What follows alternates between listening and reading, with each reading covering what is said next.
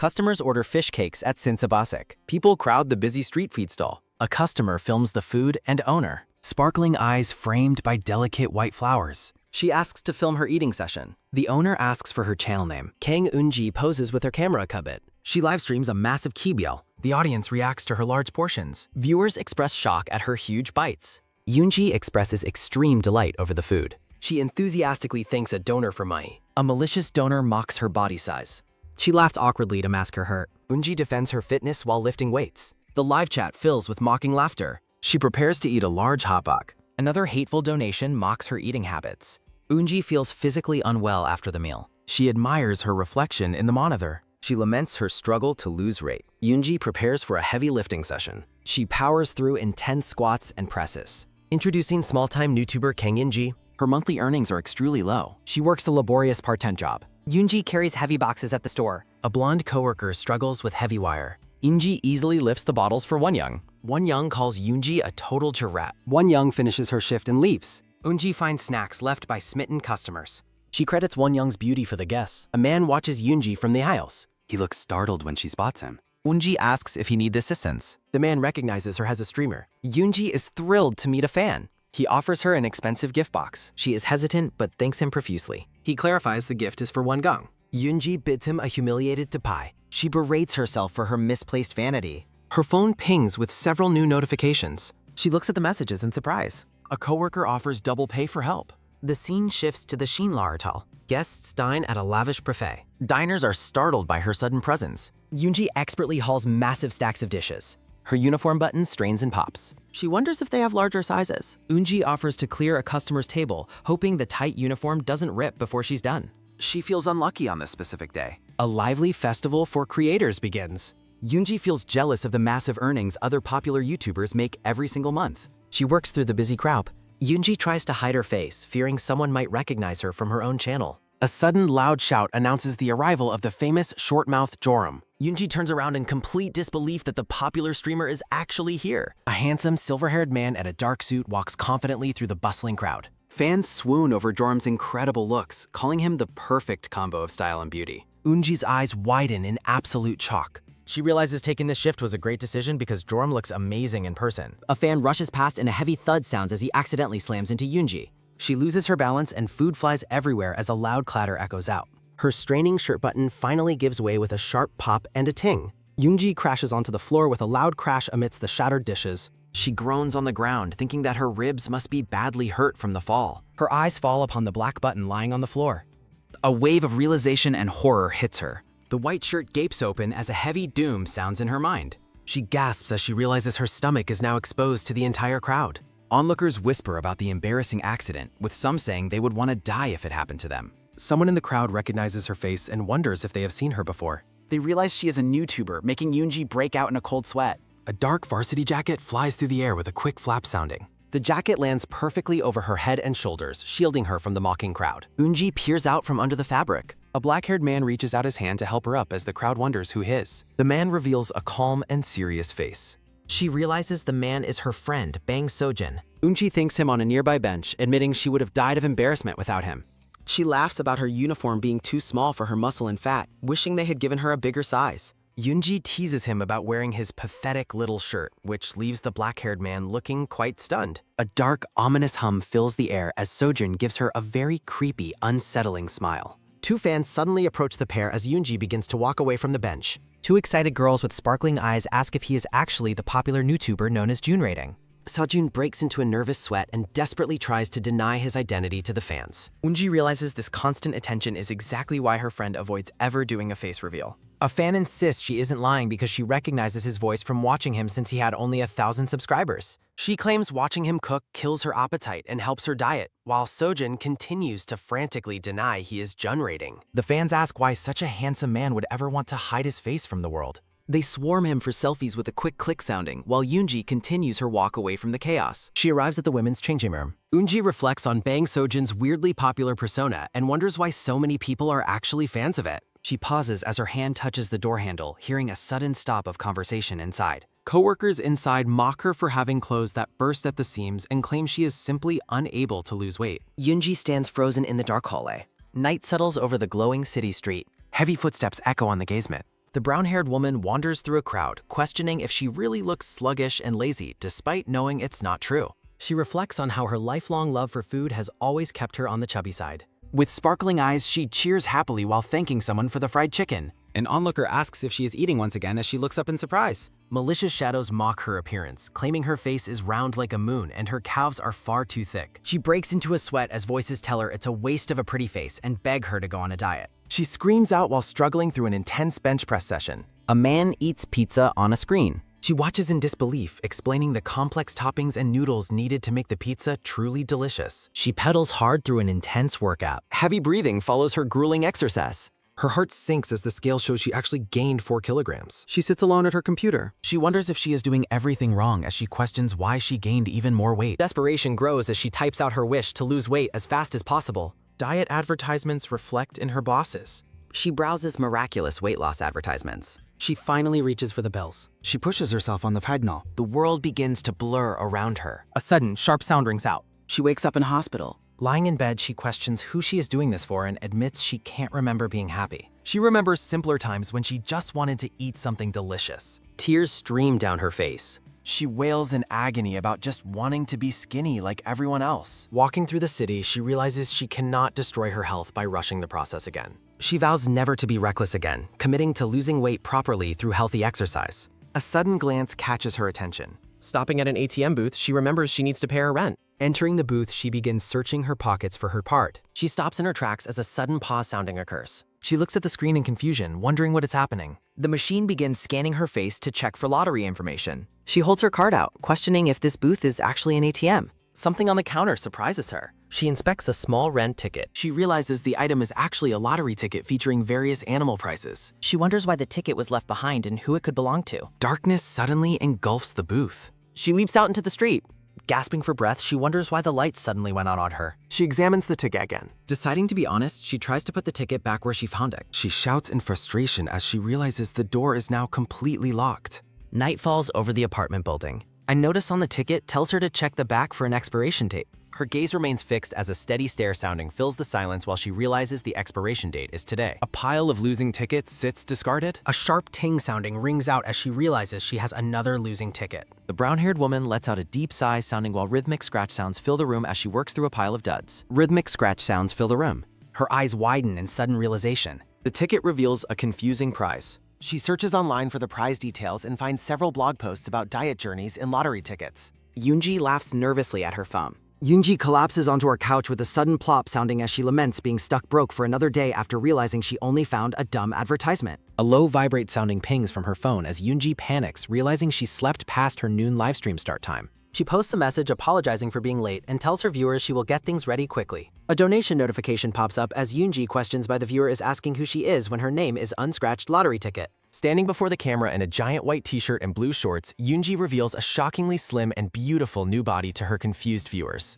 Yoonji stares at her new self. A title card shows the original chubby version of Yoonji with a thin shadow cast against a brick wall. She gazes into the dark screen. A sudden thud sounding echoes as the tray of food falls from her hands while Yoonji stands frozen in complete horror. Rhythmic click sounds fill the air as she frantically tries to navigate her computer while looking completely distraught. Yoonji falls to the floor with a heavy thump sounding, gasping for air amidst the spilled food. She catches a glimpse of her new reflection with a quick glance sounding and screams out in terror, wondering who the person in the mirror is. Rhythmic click sounds echo as she searches for the causes of sudden weight loss. Yoonji ponders her bizarre situation. She looks at a webtoon recommendation for a story about a girl who suddenly wakes up thin, but Yoonji insists that only happens in comics. A warning about health issues being a cause for rapid weight loss leaves her in absolute shock. Yoonji stares at her new body in the mirror with a quick glance sounding and questions the logic of an overnight transformation, fearing she might be seriously ill. A sudden clatter sounding occurs as Yoonji drops her phone, terrified by the thought that she might have a terminal illness. A camera captures the popular streamer Jun Rating wearing a yellow mask and holding a cot as he welcomes his regular viewers.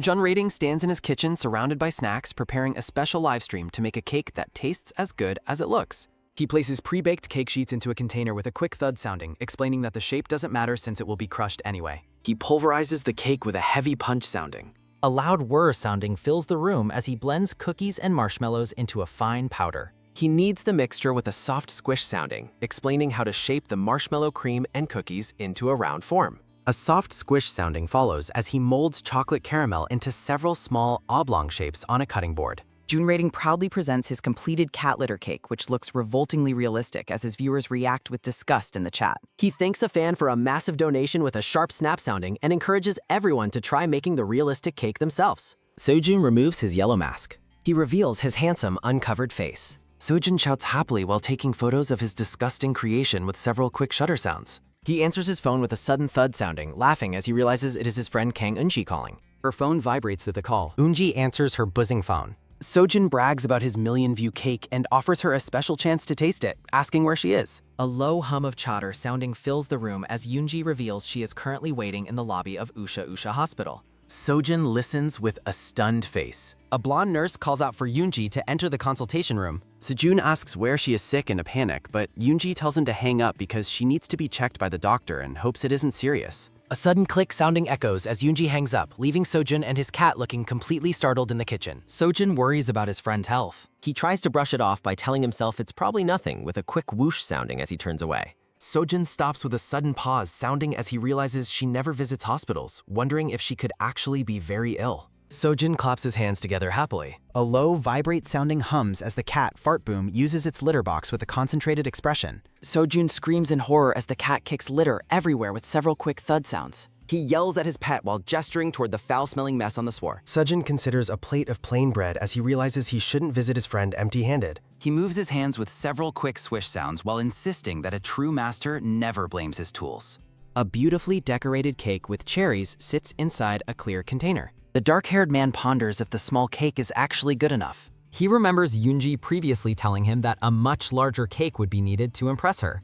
He looks at his creation with a worried face, realizing the portion size is far too small. A sudden clatter sounding occurs as he searches through a cabinet full of bowls for a larger container. He suddenly remembers having a special custom-made container for a future video project. A low creak sounding echoes as he opens a high cupboard. He gazes at a collection of large jars shaped like human heads and decides one would be perfect for a single serving. A soft squish sounding follows as he pipes pink cream into the bizarre head-shaped jar. Eunji shouts from inside a consultation room, insisting that the doctor is ignoring her serious problem.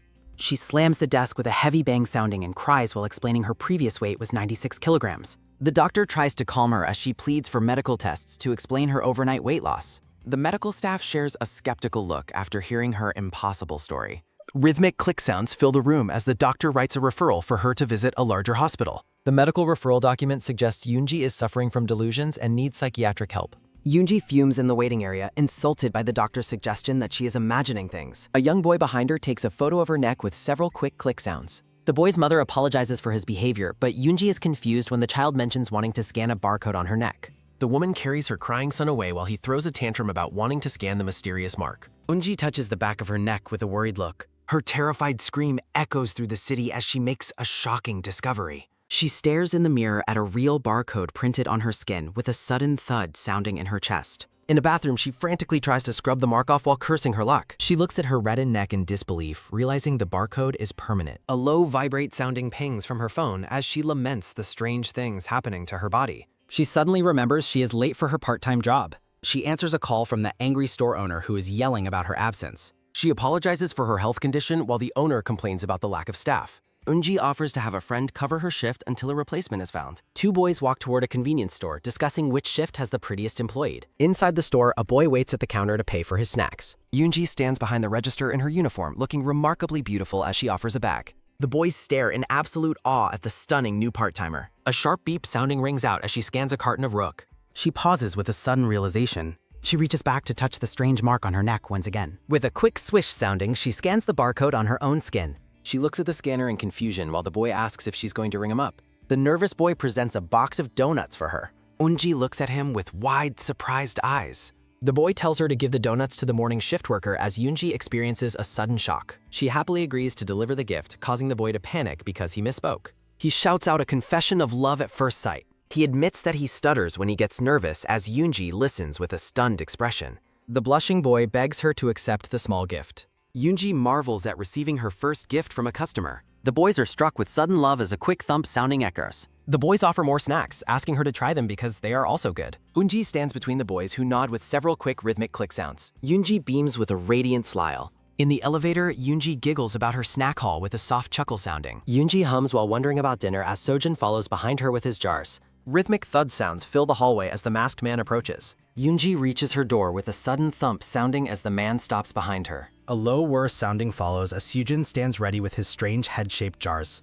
A heavy thump sounding underscores the terrifying sight of a face inside a jar. Yoonji's face pales in a sudden gasp sounding as she questions what she is seeing. Yoonji gasps in horror, fearing she saw a human head and realizes she is in danger. With a quick shake sounding, she fumbles with her door lock, desperate to get inside. Sojin calls out to her with a sudden grab sounding as he touches her shoulder. Yoonji freezes in a quick bosk songan. The masked man stares intensely. Yoonji screams and strikes him with a heavy thwack sonno. Sojin falls backward with a loud clatter sounding as his jars fly through the air. Yoonji stands over the fallen man with a heavy huff sounding. She looks at the pink mess on her sleeve with a soft squish sounding. Pink cream and a paper face spill out with a sudden thump sounding. Yoonji runs away in terror with a heavy thud sounding, screaming at the set. She panics about brains with several quick flap sounds as she waves her hums. She stops with a quick sniff sounding, realizing the mess smells like raspberry syrup and cake. Yoonji realizes the head was just a piece of paper. The paper face lies in the pink cream. She turns back with a sudden gasp sounding. Yoonji realizes the man she punched is her friend Bang Sojun. Sojin wakes up under a bare blanket with a soft yawn sounding. He looks around in a quick blink sounding. Sojin watches a girl eating with a soft munch sounding and asks if she is King Eunji. Yoonji toward him with a quick wish sounding. She smiles brightly at him with a soft beam sather. The image of the beautiful girl reflects in Sojin's eyes. Sojin jumps up with a sudden shout sounding, panicked about his location and his hurting face. Yoonji tries to calm him with a soft ahem sounding, identifying herself as his friend. Sejun yells with a sudden shout sounding, listing her previous physical traits to prove it isn't her. Yoonji breaks her spoon with a sharp snap sapping. She squeezes her face with a soft squish somber. She explains her photo poses to hide her cheeks and begs him to look closer at her. Sojin looks at a photo, stunned by the realization. Sojin asks about his job and cat to test her knowledge. Yoonji lists personal secrets about his toes with a quick point sounding. Sojin frantically scrubs her face with several quick swish sounds to make her stop talking. He gasps in shock, wondering if her weight loss means she is terminally ill. Eunji ponders how to explain her situation with a soft wish sounding. She begins to pull down her shirt with a soft slide sounding. Sojun blushes in a sudden gasp sounding as Yoonji prepares to show her neck. Sojun screams in absolute shock at the sight of Yoonji's neck. Sojin turns away with a deep blush as Yoonji adjusts her shirt, noting that the mark has disappeared again. A vision of a stunningly beautiful girl with long hair. Sojin's face is flushed red as he stares with wide, trembling eyes. Sojin yells that she shouldn't reveal herself like that while Eunji asks why he is freaking out again. Sojun panics and wraps her tightly in a blanket to keep her warm as a terrified scream sounding follows. Sojin flees from the room while shouting for her to return to the hospital because something must be wrong. Yoonji lies on the floor looking completely baffled by his sudden departure. Eunji notices a pair of sneakers on the floor and realizes Sojin left his shoes behind. A soft shimmer sounding highlights a pair of pink slippers adorned with large bows and hearts. Seyun marches through a crowd wearing the pink slippers, prompting Yoonji to wonder what he is wearing on his feet. Eunji sits at her desk and stares at her computer monitor. Several rhythmic click sounds occur as she uses her mouse. Yoonji stares blankly at the screen. Yoonji worries that she cannot go live looking like this because no one would believe it is her. With several quick click sounds, she decides she must at least post a notice for her viewers. Her hand suddenly stops moving the mouse. Yoonji looks at the screen with a stunned expression. She looks at her past video thumbnails, thinking about how hard she worked for a year. She imagines herself on camera, worrying about the expectations of her audience. Yoonji clutches her head in frustration. A sudden chime sounding occurs as a notification for a live stream by a user named Joram appears on her phone. Yoonji looks at the notification with interest. A blonde man named Joram begins a live stream of a seafood feast, mentioning that he had to restart due to lack. A soft splash sounding follows as he pours a tiny cup of broth. Joram sips the liquid with a refined expression. He announces that it is time to begin the actual mukbang. Joram shocks his viewers by dumping out the expensive seafood, explaining he is discarding the broth ingredients. Several quick swish sounds occur as he daintily cuts a small piece of fish cake. Joram prepares to eat the tiny portion with a cheerful smile. Eunji laughs at her phone while commenting on Joram's ridiculous concepts. He daintily wipes his mouth with a designer handkerchief. Joram concludes his stream while chat users comment on the massive amount of food waste. A low growl sounding echoes from Yoonji's stomach. Yoonji's eyes light up with a hungry determination. The scene shifts to a bustling outdoor food stall and date. Joram approaches the food stall with his camera and greets the owner, explaining he starved himself all day. The owner apologizes because a customer just cleared out all the food, leaving Joram in total shock. The owner points toward a girl in the background who ate everything. A massive stack of empty plates sits on a table next to a large pot of skewers. Eunji continues to eat happily while Joram watches in disbelief, questioning if she really ate it all alone. Joram films the scene as Yoonji slurps up a large bowl of noodles in the background. A loud slurp sounding occurs as she devours the meal. Yoonji feels satisfied and realizes her appetite is normal, concluding that there might be nothing wrong with her health. Joram whispers to his camera about the girl's incredible eating ability while his viewers make donations. Viewers call her the Pelican Boss as Joram apologizes to Yoonji for filming her. Yoonji stands up and asks for the bill, but Joram begs her to stay.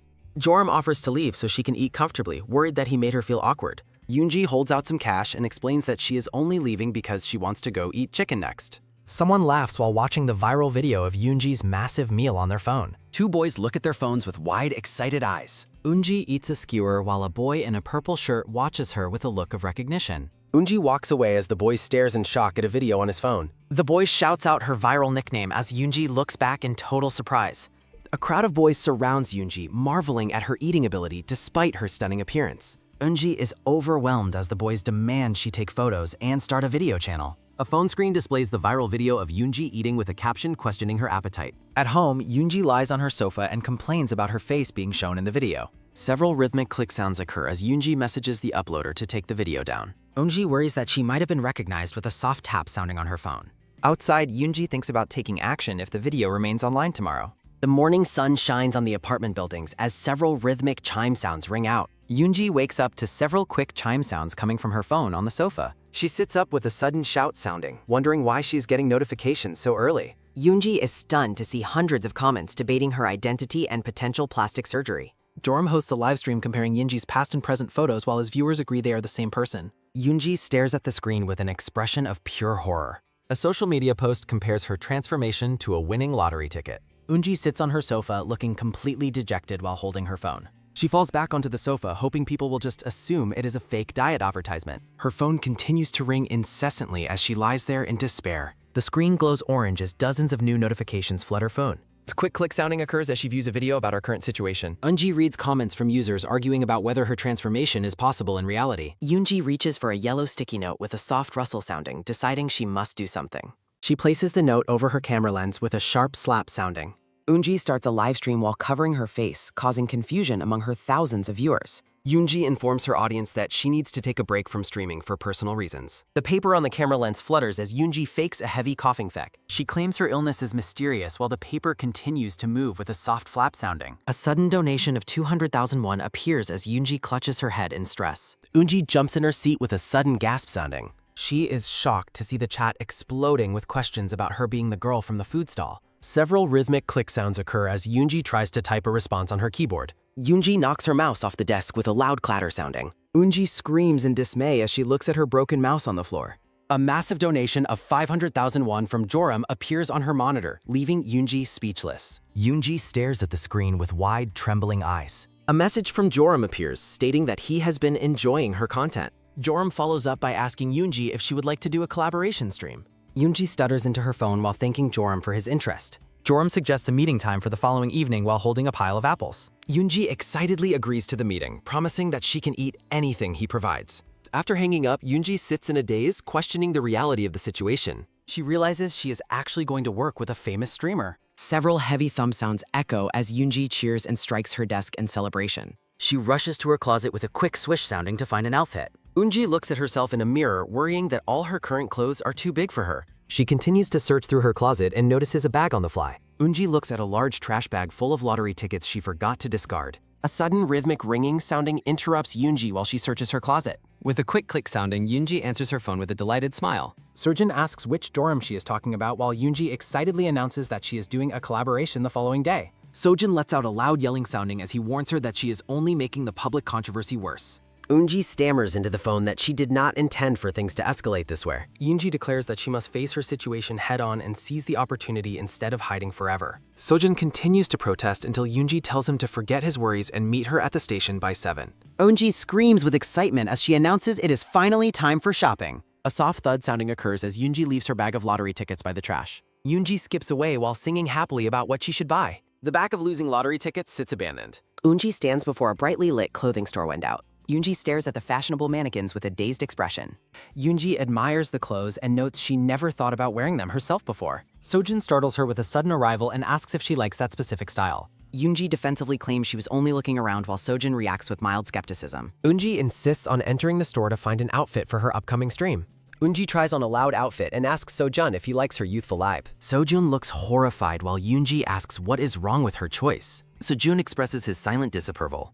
Yoonji worries if her outfit is bad while Sojin suggests she try a green shirt that fits better. Yoonji takes the shirt with a curious expression. A soft shimmering sounding follows as Yoonji reveals her stunning appearance in the fitted green top. Eunji asks Sojun for his honest opinion on whether the new outfit looks bad. Sojun stammers about personal color and warm tones while blushing deeply. Eunji excitedly demands the outfit in every color while Sojun reacts with total shock. The clerk mentions a shoe sale and Yoonji immediately decides to purchase those as well. Sojun sits exhausted among a mountain of shopping bags. Sojun thinks about how this situation makes no sense. Sojin wonders how her appearance changed so much in one day and notes she seems like a different person. Eunji offers to buy him dinner while Sojun exhaustedly begs to finally leave the store. Yoonji lists several dinner options before excitedly deciding on dakgalbi as they walk together. Eunji insists that they must have tanghulu for dessert as they continue their walk. Yoonji laughs happily as a vision of her former self appears. Sojun watches her with a soft, thoughtful expression.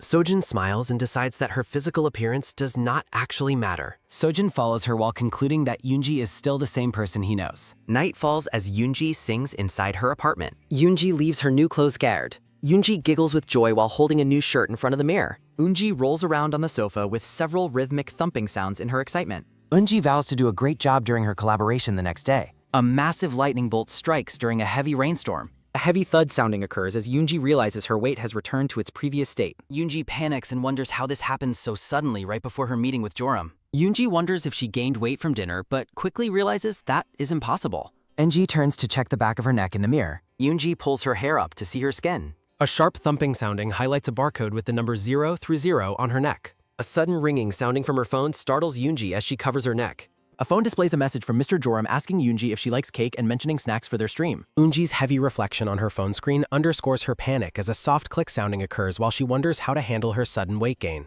Yoonji clutches her head in distress while recalling that her weight loss began when the barcode first appeared. An oppressive darkness fades into a transition. A flashback reveals the brown-haired girl looking devastated after a humiliating experience at her former part-time job. The scene shifts to her first encounter with the stylish Mr. Joram. She remembers the moment she first scratched a mysterious lottery ticket. A close look at a ticket showing a winning result triggers a realization about the timing of her transformation. Her mind flashes back to the initial joy of losing weight. She recalls the barcode labeled 0 through 4 appearing on her neck. The memory confirms that everything changed the moment she used the lottery ticket. Back in the present, the brown-haired woman frantically realizes she needs to win again to save her collaboration with Joram. A sudden pause sounding occurs as her eyes widen in shock. She remembers throwing away the bag full of old tickets near some trash bins. A heavy rain falls as sanitation workers load bags into a garbage truck with a rhythmic heave-ho sounding. Yoonji sprints through the rain while screaming for the workers to stop with a sudden jump sounding. As Yoonji digs through the trash, a worker advises her to give up while she desperately insists on finding her bag with several rhythmic rustle sounds. With a sudden thud sounding, she spots the familiar, colorful bag among the piles of waste. Yoonji hoists the bag over her head with a triumphant shout and a sudden lift sounding. Back indoors, she begins scratching the tickets with frantic, rhythmic scratch sounds. A sudden boing sounding accompanies a losing ticket as Yoonji groans in frustration. Another boing sounding occurs as she shouts in disbelief at yet another loss. Yoonji screams in pure gibberish as a third boing sounding highlights her mounting failure. Her hands tremble with a soft shimmer sounding as she realizes she only has one ticket remaining. She offers a desperate prayer for one more chance while scratching the final card with several rhythmic scratch sounds. A sudden freeze sounding occurs as she stares at the result. The ticket displays a prominent miss result. Eunji stares at the failure with a sudden freeze sounding. Joram tilts his head with a curious expression while wondering why Yoonji is not responding to his messages. His phone screen shows a long string of unanswered questions and concerns sent to her. Joram sits with a staff member and concludes that since she is ghosting them, they should post a cancellation notice. A sudden bang sounding occurs as the door swings open and a voice apologizes for the delay. Joram reacts with several rhythmic gasp sounds as the slim version of Yoonji suddenly appears. Two staff members look on in total bewilderment as Yoonji catches her breath. The slim brown-haired woman leans against the door and asks if they are ready to begin the stream. Staff members whisper among themselves about whether she used weight loss injections to achieve such a dramatic change. The staff marvels at her beauty while Yoonji stands amidst a shimmering floral atmosphere. While Yoonji sits awkwardly on the sofa, the staff decide to wait for her to explain her transformation during the stream. Yoonji clutches her chest and sighs with relief after nearly being ruined by the lottery losses. She reflects on how a mysterious person provided the opportunity that led her to this successful collaboration. A flashback shows the heavy Yoonji weeping over a crumpled ticket with several rhythmic sniff sounds. She recalls the intense pressure and embarrassment she felt before her transformation. Screenshots of harsh online comments reveal the pity and judgment she once faced. Yoonji remembers eating alone while reading angry messages from viewers criticizing her appearance.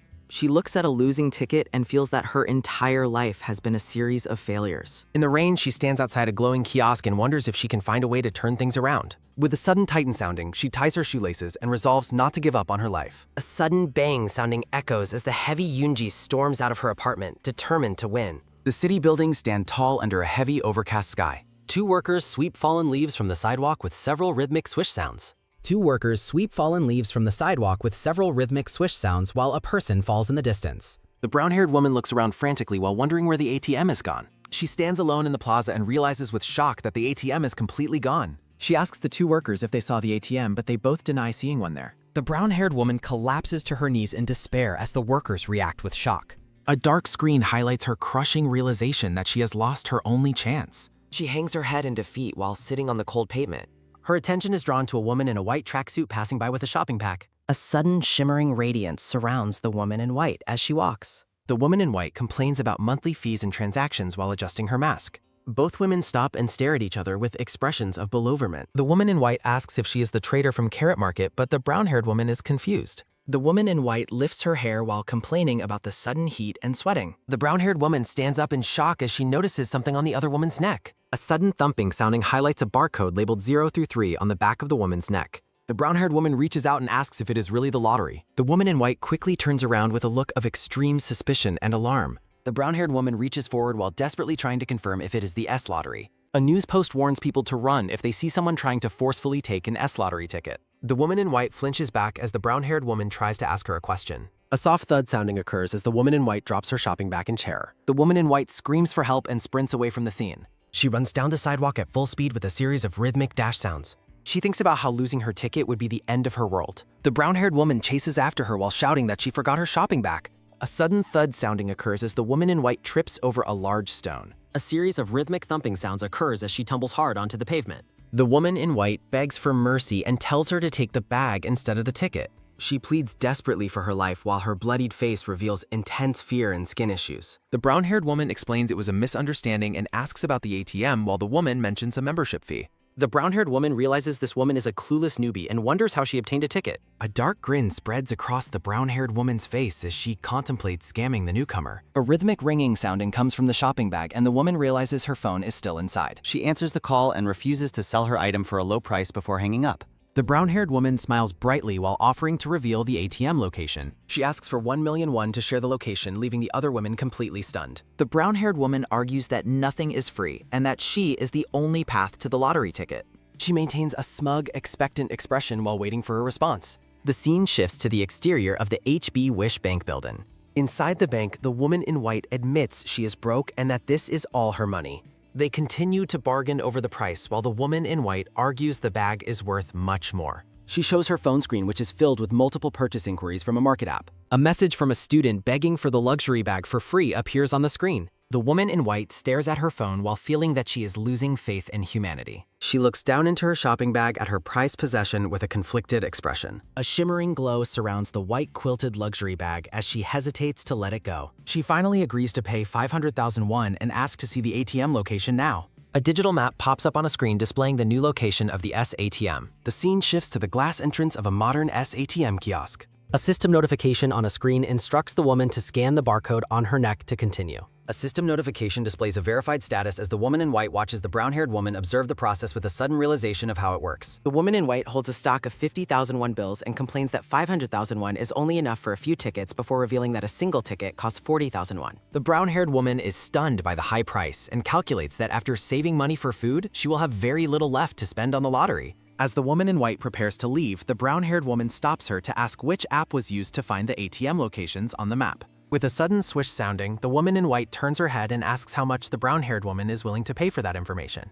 Feeling defeated, the brown-haired woman apologizes for asking and tells her to go on while a heavy silence hangs between them. The woman in white stops walking and stares thoughtfully at her colorful shopping bag while looking back at the other woman. She turns around and explains that there is an online cafe where users share information, but joining requires entering the first 5 digits of a serial number for approval. The woman in white adds that the site contains ATM locations and other useful resources before deciding they are even now that her bag has been returned. The woman in white walks away into the city as the brown-haired woman waves goodbye from inside the glass ATM kiosk. Alone at the machine, the brown-haired woman holds her cash and offers a desperate apology to every god for only reaching out in times of extreme need. With a soft schlick sounding, she slides a bill into the slot while making what she hopes is her final true wish. A system notification asks her to wait while the machine begins counting the tickets with a rhythmic vrr sounding. With a crisp click sounding, a first-place lottery ticket slides out of the machine for her to collect. The brown-haired woman clutches the ticket to her face and prays with every ounce of her being for a win. The scene shifts as the brown-haired woman reaches for the back of her neck with a soft rustle sounding. A close-up reveals a barcode labeled 0 through 10 on her neck, confirming she has secured a 4th-place result. A staff member interrupts her thoughts to announce that the live stream is about to start and that she needs to move to the studio. Joram sits in his luxurious office and examines a designer bag with a thoughtful hum. He looks closely at the quilted bag and notes to himself that something about the item feels incorrect. A staff member knocks on the door to inform Joram that the stream is starting, but Joram suggests a delay since the viewer count is still low. The staff member insists on starting the broadcast on time, leaving Joram looking up with a confused expression. Joram checks his phone and reacts with a sudden gasp, sounding as he realizes something incredible is happening. His screen shows over 40,000 viewers waiting for the stream and several excited comments about the upcoming collaboration. Eunji stands in the center of the brightly lit studio and looks around in total bewilderment at the scale of the production. She stares at the large crowd of staff and cameras while wondering if her previous streams ever had this many viewers. Joram watches her put on an apron and thinks to himself that she is not just an ornamental swan, but a golden goose. He maintains a smug smile while concluding that she is definitely worth keeping close to his business. With a sudden thud sounding, Joram bursts into the room and asks Yoonji if she saw the 40,000 people in the queue, leaving her screaming in shock. Joram laughs and encourages her to do their best today, while Yoonji looks at him with a startled expression. They share an enthusiastic high five with a sharp clap sounding as Yoonji shouts for them to fight on. The stream begins with both of them bowing to the camera as Yoonji introduces herself to the members by her channel name. A flurry of donations and comments appears on the screen with several rhythmic ding sounds as viewers demand to know how she changed her appearance. Joram addresses the audience and tells them to save their questions for Yoonji's own channel since they are here to cook together today. Joram suggests they cook for one another, but Yoonji worries about his small appetite since she is used to making huge portions. With a triumphant ta-da sounding, Joram presents trays of raw meat and explains they will be using specially sourced black pork. Yoonji gasps with joy at the sight of the high-quality meat while Joram puts on black gloves and prepares to begin. Joram begins slicing the meat with several rhythmic swish sounds while explaining that he will separate the fat first. The pan on the stove begins to heat up with a loud sizzle sound in. A tray of potatoes is poured into the pan with a sudden splash sounding. Joram explains he will fry the french fries in the pork lard while Yoonji looks on in confusion and asks about the rest of the meat. Joram smiles brightly as he dumps the expensive lean meat into a large plastic bin. Yoonji screams in pure horror as the top-tier pork is discarded with a sudden thud sounding. She groans and clutches her head while the live chat fills with laughter at the absurd situation. Eunji resolves to make smiley face fries to accompany the meat while Joram looks at her with a startled expression. She begins working the dough with incredible speed, creating a blur of movement with several rhythmic whap sounds. Yoonji stamps out the fry shapes with a focused expression and several rhythmic thud sounds. A sudden whoosh sounding occurs as a massive flame erupts from the pan, sending both of them recoiling in shock. Joram presents a small, elegantly plated dish with a triumphant ta-da sounding while the chat mocks the uselessly high quality. With a sudden pop sounding, Yoonji presents a bottle of ketchup and announces that her part is almost finished as well. The brown-haired woman squeezes ketchup onto a plate. A ketchup smiley face decorates the pork as the live chat reacts. Joram finds the dish unique while the brown-haired woman wonders about consumption. With a quick swish sounding, Joram turns his attention away. The brown-haired woman presents an empty plate, leaving Joram completely speechless. A screen shows his channel reached an insane 370,000 viewers. Both react with utter shock to the massive increase in live viewers. Joram reflects on how his stagnant numbers suddenly broke through. He realizes he should collaborate with her much more frequently. Joram suggests they eat ramen to settle their stomachs while the woman enthusiastically agrees. A slurping sound occurs as she enjoys her meal. She sits amidst an expensive minefield of luxury brand shopping bags. Joram apologizes for the mess, but she insists on being careful with her food. She asks Joram why he never questioned her sudden physical transformation. Joram explains that her secret is more entertaining when it remains hidden. Joram claims her overnight change provides the perfect buzz for his channel's growth. He argues that maintaining her current fame is the only thing that matters. Joram proposes future collaborations for mutual benefit, surprising the other woman. She worries about agreeing without knowing the ATM's location. Joram encourages her to take her time deciding. Night falls over the city buildings. She searches online for dieting clubs with no luck. Another search result proves equally disappointing. She rests her head on her phone in frustration. A sudden realization strikes as she starts typing again. A search for the SATM reveals an info sharing room. She enters the lottery serial number to gain access. The guide requires volunteering at a rehabilitation center to rank up for location info. She calls the center and is greeted by staff. The staff member abruptly rejects her volunteer offer and hangs up. She desperately tries to explain her situation before the call ends. A soft beep sounding follows the disconnection. A notification confirms her application for the rehabilitation center has been accepted. She grows suspicious of the mysterious facility. She fears the place might be dangerous. A bus travels through heavy rain in a rural area. She sighs, feeling as if she has encountered a death flag. She spots a lone figure walking in the pouring rain. The emaciated figure in the hoodie startles her. She watches with concern as the person walks through the store. The driver announces her stop and she quickly thanks him. The bus brakes with a loud screeching sounding. She steps off the bus and opens her umbrella. She questions why a center would be in such a remote place. She walks along the wet road while checking her phone. She passes a signpost indicating various local destinations. She discovers the shivering figure huddling against a wall. The person in the hoodie trembles violently from the cold. With a quick swish sounding, she offers her umbrella to the stranger. She gazes at the shivering person with a look of pure kindness. The brown-haired woman reflects in solitude. A staff member asks Yoonji to help serve lunch, and she enthusiastically agrees. A campaign poster promotes zero food waste. Yoonji serves lunch with a friendly greeting to the residents. The supervisor informs Yoonji that she is free to eat as much as she likes. Yoonji prepares an enormous tray of food with visible excitement. She suddenly notices a familiar figure across the busy cafeteria. The emaciated black-haired woman stares at her tray with a look of nausea. She pushes her untouched food away while letting out a weary sigh. Yoonji watches the struggling woman with a look of deep concern. Yoonji approaches to ask about her lack of appetite, startling the woman. She offers a snack as a gesture of kindness, but the woman politely declines. Yoonji wishes her a pleasant meal before heading back to her own table. A diner whispers to the woman that Yoonji is a famous internet personality. The black-haired woman contemplates the long-forgotten taste of the chocolate bar. She grips the wrapper tightly while lost in her own thoughts. The day ends as a sunset glows over the horizon. The staff member discusses the successful volunteer session and mentions a future rank-up. Yoonji waves goodbye to the facility staff before heading home. The bus travels through the countryside with a rhythmic whir sounding. Yoonji settles into her seat and hopes for a quick nap. A sudden rhythmic ding sounding from her phone jolts her awake. The black-haired man calls to invite her to share a large dinner of kimbap. Yoonji initially claims she is full before requesting 10 whole rolls. Night falls as someone calls out for a missing pet. Yoonji tries meowing at Guibani, much to the black-haired man's confusion. He offers the cat a treat, but Yoonji is the one who reacts excitedly. A massive spread of homemade kimbap and steaming ramen is presented. They eat together while the man critiques the intensity of her last broadcast. Yoonji praises Joram's personality, while the man considers a different diet for next time. They discuss how the recent collaboration was strictly professional and respectful. The black-haired man reacts with a sudden splot sounding as he hears about future collaborations. He asks if she is committed to the deal, but she reveals she is still undecided.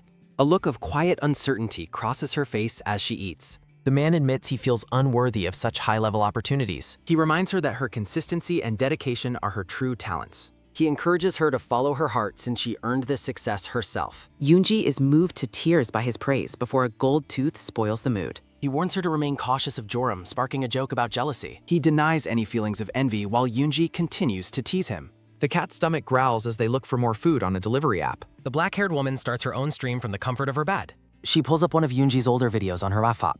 She watches the footage with a mixture of fascination and envy. The woman admires Yoonji's past appetite and charisma on screen. Her gaze lingers on the chocolate bar sitting on her desk. With a sudden, soft tear sounding, she finally opens the smack. She takes a bite with a quick crunk sounding. Her expression becomes intense as she savors the long-denied sweetness. She stands before a scale with a sudden, sharp gasp sounding. The black-haired woman covers her mouth with a pained sighing. She rushes away from her computer. She spits into the toilet while lamenting that everything delicious is also fattening. Her thin legs tremble as she stares. She splashes cool water on her face. She sees her former reflection in the water. She stares downward with a grin look. Bang Seo-joon returns to his work after the broadcast ends. He watches a recording of himself letting out a sudden, loud kya sounding. He complains to his cat about the mess and the terrible smell of real poop. His attention is taken by a notification. He smiles upon seeing Yoonji's new backstream. Yoonji begins her mukbang broadcast with 10 packs of ramen. Seo-jun eats while worrying that she should eat something healthier. Yoonji thanks a viewer named Mukbangjang for their donation and invites them to visit often. The live chat fills with rude comments and curiosity regarding her transformation. Seojin yells at the screen, offended by comments questioning why she has fans. A massive donation appears in chat. Yoonji expresses her deep gratitude to a longtime supporter named Mukpamin Explosion. She addresses her audience and admits that her sudden overnight transformation is confusing. She confesses she changed without effort and apologizes if it makes anyone uncomfortable. She smiles as the chat supports her. He is relieved she remains encouraged. He stretches and decides to head out before he is nagged again. Neon signs glow over the city. He calls Yoonji to let her know he is bringing side dishes today. He says he will be there tonight and ends the call. He is thanked for his business. The restaurant owner asks him if he enjoys meal. He enters the shop and orders a pork stir-fry. He sits moodily with arms crossed. The owner tells him his food will be ready soon. She presents a plate of pork stir-fry topped with a mek. She recognizes him as the person who dined and dashed last time and demands payment. She grabs him by the hair and yells at him for skipping the bill. She laments her lost youth and aching bones now that she is in her 50s. A sudden sharp thud sounding occurs. He cries out in pain while she continues to complain about her weakening body. He accuses her of hiding metal in her gloves and demands she take them off. Her hand is revealed to be red and heavily scarred. She warns him about scaring customers and asks for news on Yoonji. She screams that Yoonji losing half her weight in a day is physically impossible and dangerous. She heads to the kitchen to prepare nourishing side dishes. A massive stack of food containers appears. She claims she was too busy to make many dishes and tells him to warn Yoonji to eat sparingly. He thanks his mother and asks for kimchi since he sent her an allowance. A phone notification reveals a 3 million won deposit from Bank Sojun. She joyfully promises 10 heads of kimchi for his next visit. Yoonji focuses as she adjusts her glasses. She pulls a blue cap down. The brown-haired woman strikes a pose. She messages Joram to accept the collaboration offer, and he suggests they meet up soon. A barcode marked 01 appears on her hair. She celebrates discovering the ATM's location. The map displays the exact location of the SATM. She rushes out the door to go for a job. Sojin arrives with food and questions her glasses while she panics and he explains his delivery visit. He hands over the side dishes and promises kimchi next week, making her very happy. He asks if she is leaving, prompting her to lie and claim she was just returning. She thanks him and slams the door shut with a loud bang something. Sejun sighs, regretting that he couldn't invite her for coffee. He yawns while walking away, planning to head home for sleep.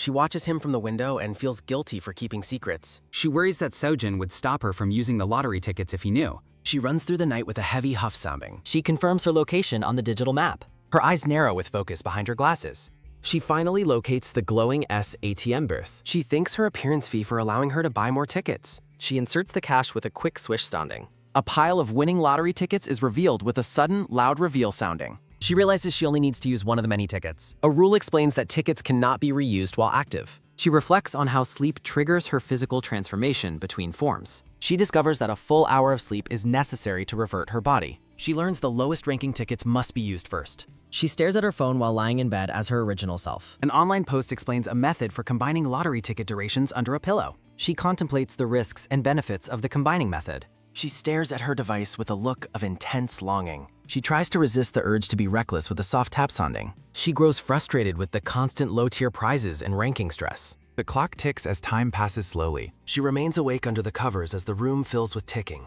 She looks pained and sweaty as she battles the urge. She suddenly bolts upright with a sharp snap sounding. She decides to gamble on a high-tier ticket to hit the jackpot. Her feet hit the floor with a sudden thud sounder. She sees her slim reflection and cheers for her success. She is horrified to find an error message on her hair barcode. Her vision becomes distorted as a wave of pain hits her. She stumbles through the bathroom with a sudden dizzy sway sounding. She feels her consciousness slipping away with a soft slide sounding. Her heart pounds loudly with a rhythmic thump sounder. She gasps with a pained gulp sounding. She vomits into the toilet with a sudden retch sounding. She fears she is suffering from dangerous side effects. She collapses on the floor with a heavy huff sounding. Her body feels like it is burning up with a violent tremble sounding. She crawls toward the phone with a slow drag sounding, desperate to reach a hospital. Yoonji worries her body might change while at the hospital. She wonders if no one knows what's going to happen and if she can even go to the hospital right now. Her strength fails as she falls with a sudden, soft thud sounding. She fears she is seriously screwed as her condition worsens. The doorbell rings with a sudden rhythmic ding sobbing.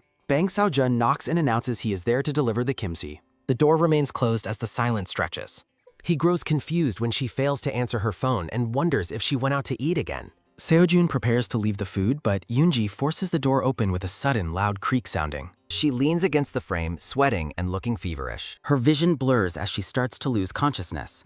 She collapses to the floor with a sudden, heavy crash sounding. Seo-jun shouts her name in a panic after seeing her fall. He is horrified to find her body burning up and asks what is wrong with her. He insists on taking her to a hospital, but she claims she is fine despite having no strength to walk. He decides to carry her himself and tells her to hold on for just a little longer. He lets out a sudden loud strain sounding as he tries to wake her. He falls back with a sudden heavy thud sounding and wonders what is happening. He screams with a sudden loud yell sounding while struggling to lift her. He is shocked that he can't seem to lift her weight and wonders if it is a joke. He grows frustrated and asks why she is so damn heavy. She remembers classmates cruelly telling her to lose weight or at least give up her face. Her large eyes open as a memory resurfaces. She sees her original self standing in a bright light. She realizes her slim form was entirely due to the S lottery and worries about her future. She begs for someone to give her back her slimmed down body. A system window appears with a sudden quick ping sabin. She recognizes the trope from webtoons and is invited to use the S lottery again. She eagerly agrees that it is a yes for her with a quick tap sounding. The holographic window suddenly slides away before she can touch it. She chases the moving prompt through the darkness. She runs with a quick patter sounding while shouting for it to stop right there. She collapses from exhaustion with a heavy huff sounding. She grows angry that the interface is teasing her if it won't let her press the button. She hears a familiar voice calling out from the distance. Voices echo in the void, asking for help to carry something heavy and warning her not to go limp. A final shout tells her to get it together. Yoonji wakes up on Sojin's back with a sudden sharp gasp sounding. She realizes she has been brought to a medical center. Seojun trembles while carrying her, and she wonders how she got there when she was just at home. She feels a heavy drowsiness pulling her back toward sleep. She suddenly bolts awake with a sharp gasp sounding.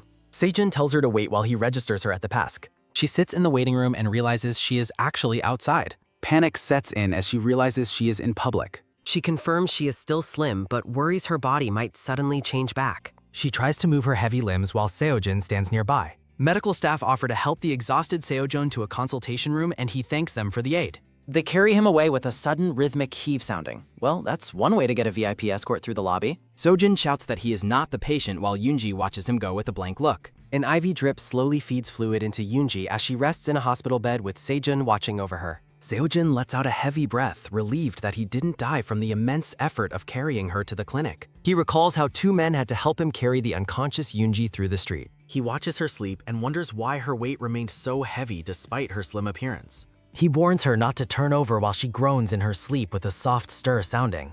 His eyes widened in total shock as he spots something unusual on the back of her neck. A red error message is stamped over a black barcode on her skin with a sharp realization sounding. He leans in closer, confused by what he assumes must be some kind of elaborate tattoo sticker. A nearby phone suddenly begins to vibrate loudly with a rhythmic buzz sounding. Joram calls from his car asking why she hasn't been reading his messages and wondering about their scheduled meeting. Sojun answers and explains that Yoonji is currently sleeping in the hospital due to an illness. Joram looks stunned and deeply concerned behind the wheel after hearing the news. Yoonji groans as she wakes up and asks who is there, prompting Seojun to check on her. He informs her that Joram called about their collaboration and suggested she call back when she recovers. She grows anxious about her body potentially reverting while Seojun asks why she is checking herself. A nurse enters the room with a sudden brisk step summon. She giggles and tells Yoonji how much her boyfriend struggled to carry her to the medical center. Yoonji is frozen in shock at the nurse's assumption that Seojun is her boyfriend. Seojun looks equally flustered and mortified by the nurse's misunderstanding. A mental scream declares that they are strictly like family. He laughs awkwardly and remarks that they have never once been mistaken for a couple before. He pats her head dismissively with a quick thud sounding while she looks deeply annoyed. A voice informs them that the IV is out, but she must return daily for therapy. Sojin prepares to help her leave the hospital room. He offers a piggyback ride, but she vehemently refuses to let him carry her again. She looks around the floor in search of her belongings. He presents a pair of bulky black shoes, but she screams that they belong to him. She asks what he will wear if she takes his shoes, and he claims he'll be fine in socks. She stares in disbelief at his bright lime green character socks with a sudden, silly reveal sounding. She struggles to squeeze her feet into the oversized footwear with a soft scuff sounding. She stumbles forward as a wave of dizziness hits her. He quickly moves to support her as she wavers. He tells her to hold on to him so she doesn't trip and fall. She thanks him quietly, and he expresses relief that she is at least able to walk. As they walk away, he can't help but mention that she was far heavier than she looked. A caption reveals that 2 weeks have passed since the hospital visit. Eunji reflects on being bedridden for a week while Sojin took care of her. A yellow note from Sojun suggests they eat lunch together and warns her not to eat anything else. She lies on her couch and resolves to find a way to repay his selfless kindness. She checks her slim legs and is relieved to see her body hasn't changed back yet. She reads forum posts about lottery side effects and calculates she has 4 days left. The conflicting comments about permanent side effects leave her feeling worried and uncertain. She rests in bed, feeling mostly fine despite a lingering sense of fatigue. She hears a noise and wonders if Seo-jun has arrived earlier than expected. She swings the door open and asks why he is there so quickly with a loud creak sounding. Her face pales with a sudden, sharp gasp sounding as she sees the person at the door. The visitor explains he was going to leave a delivery at the door since she wasn't answering messages. Joram stands there with a bright smile, holding an elaborate strawberry cake for her. The scene shifts to a messy living room where the cake sits on a table. A phone on the table begins to buzz incessantly with a rhythmic vibrate sounding. Sandy-haired man Joram informs Woojin that Haeyoung called. Woojin groans in pain while holding his head with a sudden soft rustle sounding. Woojin asks if Joram had a rough day, but Joram dismisses it as his routine and says he will leave soon. Woojin points at a gift and asks why that annoying thing has been there since yesterday. A messy table is covered in alcohol cans, a plant, and a gift wrapped cake. Joram's hand reaches for a vibrating phone with a sudden rhythmic buzz sounding. Joram repeats to the black-haired man that Haeyoung called him. Woojin continues to groan about his severe headache. Woojin points at a fruit basket, noting it clearly isn't meant for him.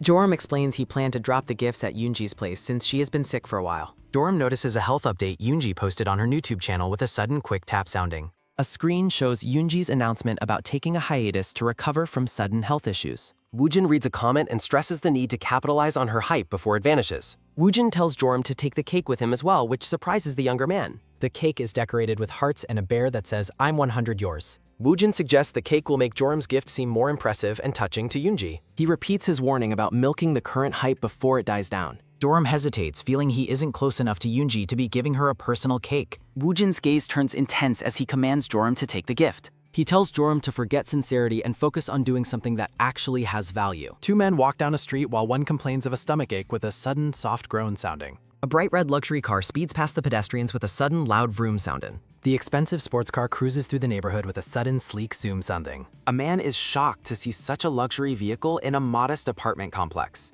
Joram sits behind the wheel of the high-end car with a sudden soft hum sounding. Joram checks his phone and wonders if Yoonji is awake yet. Their text history shows Joram arranging to drop off a gift at Yoonji's apartment.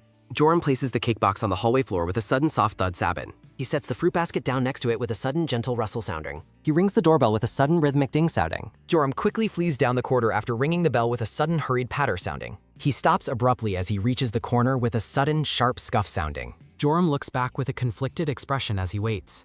The cake box sits alone in the quiet hallway. Joram turns to walk away again. He stops and pivots back toward the door with a sudden, quick huff sounding. Joram decides the cake is too much and tries to grab the fruit basket to leave with a sudden, quick rustle sounding. Unji opens the door and Joram quickly explains he brought fruit for her recovery. Unji admits she forgot he was coming and is surprised he traveled from Seoul. She feels deeply grateful for his thoughtful care during her illness. Unji suddenly panics when she remembers her neck barcode is exposed with a sudden, sharp gasp sounding. She lies about having a stiff neck while Joram asks about the cake box behind her. Joram acts nervous as Yoonji questions about the contents of the gift. Joram offers the cake and Yoonji asks if he actually made it himself with a sudden soft rustle sounding. She is delighted by how cute the cake is and thanks him for the effort. Joram smiles awkwardly and tells her to enjoy the treat. Seo-jun appears carrying a massive box and asks why it looks like a birthday party. Seo-jun presents the box and remarks that real food is necessary for her to gain strength. Unji is excited by the amazing smell while Seo-jun mentions his mother sent the food. A loud stomach growl interrupts the group with a sudden deep rumble sounding. Seo-jun asks Joram if he is hungry, but the sandy-haired man clarifies the noise didn't come from him. Seo-jun admits he hasn't eaten since lunch yesterday while struggling with the heavy box. Joram prepares to leave and wishes Yinji a speedy recovery. Seo-jun watches Joram walk away, wondering how he can still be moving after so much time without food. Seo-jun glances back at the large cardboard box he is holding. A detailed basket is overflowing with fresh fruit. Seo-jun looks thoughtfully toward the corridor where Joram disappeared. Seo-jun stops Joram and invites him to stay for lunch with them. Joram stops in his tracks and turns around with a look of surprise. Seo-jun brushes it off as a simple courtesy and heads back inside while Yoonji looks confused. Joram's stomach lets out an incredibly loud, rhythmic rumble summing. Yoonji notes that homemade meals are a rare treat for those living alone. Unji explains her own habit of ordering delivery and her longing for home-cooked food. She mentions that her friend's mother is a professional cook who owns a restaurant. Yoonji repeats the invitation for Joram to join them for the meal. Joram's stomach betrays him again with a sudden, sharp rumble sounding. Joram looks down at his stomach with a sudden, soft thud sounding. Joram blushes and insists that such a loud growl is a first for him. The group gathers around a low table piled high with a massive spread of food. The two men sit across from each other in an awkward silence. Joram asks for the black-haired man's name, and Seo-jun introduces himself as Jun Saban. An awkward silence settles over the table with a sudden, soft chirp sounding. Seo-jun shouts for Yoonji to hurry out before the meal gets cold with a sudden, sharp knock sounding. Unji's smiling face appears as she opens the door with a sudden, soft creak sounding. Eunji makes a grand entrance wearing an incredibly frilly, formal-looking purple dress. Sojun collapses into laughter at her definition of comfortable clothing. Eunji snaps back that the dress was a bargain while Sojun continues his relentless teasing. The table is filled with an impressive array of side dishes and a bubbling pot of soup. Eunji takes a bite and is instantly delighted by the taste. Seyun notes her return to health while Joram looks intimidated by the sheer volume of food. Joram stares in shock at the mountain of white rice served to him. Seojun encourages him to dive into the soup and side dishes. Joram worries that he won't be able to finish such an enormous portion. A look of intense determination crosses Joram's face with a sudden, sharp glint sounding. He snatches a piece of sausage with a sudden, quick snap sounding. He targets a quail egg next with a sudden, quick snap sounding. Joram begins eating with incredible speed and intensity with a sudden, rapid clatter sounding. Sejun and Eunji whisper to each other about Joram's surprisingly aggressive eating style. Both Joram and Eunji express their deep gratitude for the feast once the table is cleared. The group moves on to dessert, featuring slices of the chocolate cake Joram brat. Joram asks if she likes the cake, and Eunji admits she'll eat it despite not normally preferring chocolate. Eunji claims the fact that Joram made it makes it a must-eat treat for her. Joram looks increasingly nervous as Eunji continues to praise his supposed baking skills. Eunji suddenly notices the small bear decoration is missing from the top of the cake. Sojun smirks while holding the bear on his fork, ready to eat it. Eunji tries to snatch the bear back to take a photo, but Seyun holds it out of her reach. As evening falls, Seojin prepares to hand over a gift for Joram to take home. Sejun presents a large patterned gift bag to the sandy-haired man. Joram is caught off guard by the unexpected gesture. Joram thanks Sabongnim for the gift with a sudden, gentle rustle sounding. Joram walks away with a smile as the others wave him goodbye. Eunji collapses onto the floor and wonders why eating a meal made her so exhausted. Seyun invites her to dinner this weekend to discuss something, and a delighted Eunji agrees immediately. Eunji suggests a restaurant in Cheongdam-dong as thanks for him taking care of her while she was sick. Sojun asks why she chose such an expensive area, and Eunji admits she wants to treat him properly. Eunji lies on the floor and sighs, wishing she could afford luxury meals without worrying about her bank account. She stares at the orange sky and imagines Joram heading to dinner in Cheongdam-dong. The scene shifts to the quiet streets of a neighborhood under the night sky. A modest brick apartment building stands silently in the moonlight. Light spills from a semi-basement window into the dark alleyway. Sticky notes on a refrigerator detail Joram's busy schedule of running errands and organizing parties for Woojin. Joram sits in a dark, cramped room eating a simple meal while staring at his digital screens. The sandy-haired man chews on a cheap convenience store snack in the dimly lit room. He ignores his real surroundings and focuses intently on the bright glow of his smartphone. Wisps of purple clouds drift across a star-filled night sky. The moon hangs high over the silent residential building. Joram continues eating his humble kimbap while his mind remains occupied elsewhere. He stares blankly at the screen, lit only by the blue light of his device. Joram scrolls through his social media profile, which is filled with photos of a glamorous life. A post shows Joram in a sharp black suit enjoying expensive wine at a high-end restaurant. Another photo features a luxury watch and a gourmet steak, further cementing his false online persona. He views a picture of himself relaxing with premium whiskey in front of a panoramic city view. Joram's expression remains hollow as he gazes at his phone in the dark. He reads comments from followers who are envious of his perceived wealth and success. The reality of his messy, dark, semi-basement apartment stands in stark contrast to his online image. Joram's phone reflects his fabricated life of leisure and luxury. He looks back at the photo of a sunset view over the Han River. A gym sign announces a countdown of 3 days until a return to original form. Eunji joins a group of people at the fitness center to work on her physical condition. Eunji breathes heavily as sweat pours down her face during the intense workout.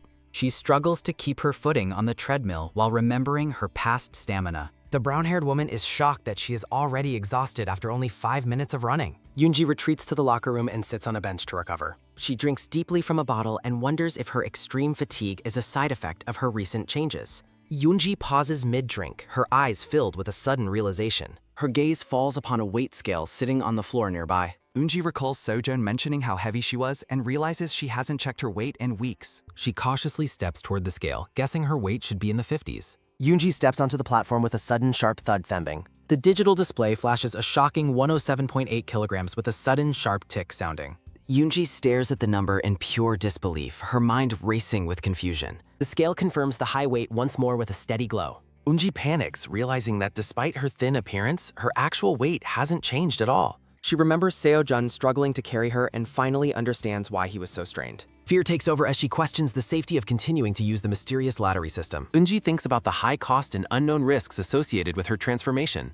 A vision of the error barcode on her neck haunts her thoughts. She realizes the lottery only changes her external appearance while her internal body remains the same. An oppressive shadow looms over Yoonji as she worries about the heavy price she might have to pay. She looks at her reflection and acknowledges that while this is the look people want, the cost is terrifying. Yoonji recalls hateful online comments labeling her a beast and realizes regaining weight will only amplify the animosity she faces. Her eyes remain closed as she reflects on how she has used the lottery only for temporary relief and resolves to change her life. A sudden realization strikes her as her eyes snap open with a sharp glint. Looking down at the scale showing 107.8 kilograms, Yoonji decides to maintain her slim appearance through the lottery while working to become her true self. She tears open a lottery ticket with a sudden, sharp rip sounding and vows to cut ties with the system once her diet succeeds. Yoonji plans to balance her eating with intense workouts during shoots and adhere to a strict plan when she is off the clock. She clenches her fist with a sudden, tight squeeze, sounding and pledges to finally see her goal through to the end. With a look of fiery determination, Yoonji reminds herself that the lottery is only a motivational tool, and she must not become dependent on it. Her attention shifts as a sudden, clear chime sounding from her phone sitting on a nearby bench interrupts her thoughts. The smartphone displays the time as 1:22 on the wooden bench. She reaches out and grabs the device with a sudden, quick snatch sounding. A calendar notification reminds her to call and book a rehab appointment, prompting her to realize the urgency of contacting the center. Yoonji worries about her chances of getting an appointment this week as she makes a phone call at the gym. The sun shines brightly over the Hyemong Rehabilitation Center building. A man in dark clothes mops the floor with a sudden, rhythmic Swiss sounding. He continues his chores in a quiet hallway lined with lockers and a bulletin board. The man glances back toward the board with a sudden, brief look sounding. A poster on the wall highlights Choi Soo-young as the first graduate of the rehab center and encourages others to escape lottery addiction. The black-haired man looks on with a somber expression. A staff member calls out to him as Soo-young's father and asks if he is available to volunteer later this week. He mentions a lunch cancellation makes tomorrow convenient as a woman with glasses approaches with a sudden, unexpected approach sounding. The woman with glasses checks her phone with a sudden, quick tap sounding and instructs him to have the visitors come by at 2 p.m. tomorrow. She questions why the old poster is still on display as the man turns with a sudden, quick turn sounding. The man chuckles and explains his hope that his daughter's success might inspire current residents at the center. The woman turns away with a sudden, swift motion sounding to continue her tasks. She walks down the hallway with a sudden, steady step sounding and warns him that she will remove the poster herself if it remains by tonight. The man's hand tightens around the mop handle with a sudden, firm clench sounding. He stares at the image of his daughter with a look of quiet melancholy. Another day begins with a countdown indicating only 2 days remain before a return to original form. The man walks through his neighborhood carrying heavy groceries with a sudden, tired trudge sounding. He wonders to himself about the concerning trend of everyone losing their appetite lately. He stops abruptly with a sudden, sharp halt sounding after spotting a woman lying motionless on a park bench. Yoonji sits up with a sudden, quick start sounding and recognizes the man as a teacher from the rehab center. The man asks why she is lying there, and Yoonji admits she felt dizzy and unwell after trying to move around. He retrieves a drink from his bag and hands it to her with a sudden, smooth slide sounding. Yoonji sits on the bench and remarks that the beverage has made her feel alive again. She thanks him for the help after running out of water while they discuss how steep the local paths are. He shares a memory of resting in the spot with his daughter who used to complain and grumble about the climb. Yoonji asks with a sudden, cautious pause sounding if his daughter is currently still at the rehab center. The man's smile fades as he considers how to answer her question. Yoonji recoils with a sudden, sharp flinch sounding and immediately apologizes for asking such a personal question. He reassures her that it is fine and expresses his belief that his daughter is finally at peace now. The man explains that her physical condition was not the true issue compared to the emotional wounds that broke her heart. They sit in silence as he describes how she lived on the edge of a cliff and asserts the one on the edge is never at fault. He looks ahead and urges Yoonji not to carry guilt, explaining that those who pushed his daughter there are the ones to blame. The scene shifts to a starkly lit red boar. Inside a dark room, the man stands by a door as a young woman's voice sobs about being a burden to her father. The woman's hand trembles near a food tray as she laments her existence and her father's exhaustion. A close-up shows the young woman shouting in despair, begging for the suffering to finally stop. She screams that her father is a person too and cannot endure this pain forever. The man screams that everything is his daughter's fault. Silence hangs over the colorful door. A voice within the room agrees that her father is right. A moment of quiet reflection passes. Yoonji stands with a sudden quick start sounding and greets the man. Yoonji runs over with a sudden quick scurry sounding and offers to help him carry the heavy bags. They walk together with a sudden rhythmic walking sounding toward the kitchen. The man greets Miss Jo as she notes that he arrived late. Miss Jo presents a meal and asks if the man is all right. He blames his red eyes on allergies while Yoonji introduces herself. Miss Jo stares with a stern look. The man looks surprised. Miss Jo hands over the tray with a sudden smooth slide timing. She instructs Yoonji to deliver the meal to the orange store. Yoonji accepts the task with a cheerful smile. She runs off with a sudden quick scurry sounding to finish the job. He expresses concern about the room, but Miss Jo reassures him. She briefly reconsiders her confidence with a look of doubt. Unji climbs the stairs with a sudden steady step sounding. Unji navigates the colorful hallway. Unji walks with a sudden, steady step sounding toward the end. She finds the orange car. After a sudden, sharp knock sounding, Yoonji announces the delivery. She places the tray down. The door opens with a sudden, slow creak sounding. A pair of legs covered in dark bruises steps to meet the door. Unji looks up with a nervous and startled expression. A bruised woman peeks out with a hauntingly wide grin. Unji's eyes widen in shock. She recoils with a sudden, sharp flinch sounding in fear. The tray hits the floor with a sudden, heavy thud sounding. Yoonji panics and offers to replace the spilled meal immediately. The door swings open with a sudden, loud bang sounding. The bruised woman squats with a sudden, heavy drop sounding. She claims to have once been as beautiful as Yoonji. Dark bruises cover her legs. The woman laughs off the accident and refuses the replacement. The door begins closing with a sudden, slow creak sounding. The orange door shuts with a sudden, heavy bang sounding. Yoonji stands alone in confusion. She worries that the woman's tone felt ominous and wrong. Yoonji flees with a sudden, quick dash sounding down the hallway. She escapes around the door. The bruised woman remains inside. She offers to share the salvaged food with a Gabrarin. She walks with a sudden rhythmic walking sounding while mocking Yoonji. With a sudden sharp tap sounding, she teases the hidden person. The woman tries to coax her sulking friend into Ying. Silence returns to the hallway. The red door opens with a sudden slow creak sounding. The orange-haired woman squats and offers a tray of food with a sudden sharp snap sounding, calling it a real apology and insisting that the occupant take it. She tips the tray onto the floor with a cruel smile and a sudden rhythmic scatter sounding, telling the hidden person to enjoy the meal. Sandwiches and fruit scatter across the floor by the red door with a sudden rhythmic scatter sounding as the tray is emptied. A hand covered in barcodes reaches out from the room with a sudden, smooth slide, sounding to take a piece of fruit. The orange-haired woman watches with a sudden, quick snicker sounding and mocks the hidden person for loving the scraps like a beggar. In the rehab cafeteria, Soo-young's father sits across from Miss Jo with a sudden, rhythmic top sounding on the table. He continues the persistent topping with a sudden, rhythmic top sounding as he stares down in silence. Miss Jo watches him with crossed arms and a sudden, brief look sounding of deep disapproval. He stands abruptly with a sudden, sharp slam sounding, but she coldly demands that he sit back down first. The man sighs heavily with a sudden, low groan sounding as he remains standing and leaning on the table. He sits back down with a sudden, heavy thud sounding while Miss Jo questions his concern for a volunteer and notes Yoonji's chance to escape addiction. She adjusts her glasses with a sudden, smooth slide sounding and reminds him that it was his own opinion to make Yoonji understand the facility as soon as possible. The father argues that he only suggested persuading her through conversation rather than forcing her into the misery of the center. Miss Jo retorts that people only truly realize the truth when they see and experience things firsthand. He worries about the physical risks or lottery addiction, but she asserts that fear might be exactly what drives her to quit once things go wrong. He gestures wildly in disbelief while she insists they must make Yoonji aware of the danger to help her choose her own path. Miss Jo looks away with a sudden, sharp look sounding of irritation. The father stares ahead with a somber and troubled expression. She slams her hands down and declares that she is the one who understands these residents better than anyone else. Miss Jo leans in aggressively and tells him he is free to leave right now if he dislikes her methods. She sighs with a sudden, weary breath, sounding, and laments that even after what happened to his daughter, he still fails to understand the situation. The man's face tenses with a sudden, sharp crack sounding as he warns her not to bring his daughter into the argument. She asks if he is simply trying to avoid the uncomfortable truth with a sudden, sharp crack sounding. He stands up with a sudden, sharp slam sounding, his face twisted in anger. Miss Jo stands to meet him with a sudden, sharp slam sounding as the tension between them peaks. Eunji enters the room and stammers a greeting, interrupting the confrontation with a sudden, awkward pause sounding. The man rubs his neck with a sudden, quick turn sounding and asks Yoonji if anything happened while she was away. Yoonji quickly denies that anything happened, though she looks startled by the atmosphere. The man states that their conversation is over as they both turn away from one another. Miss Jo turns away with a sudden, swift motion and announces she is returning to the desk.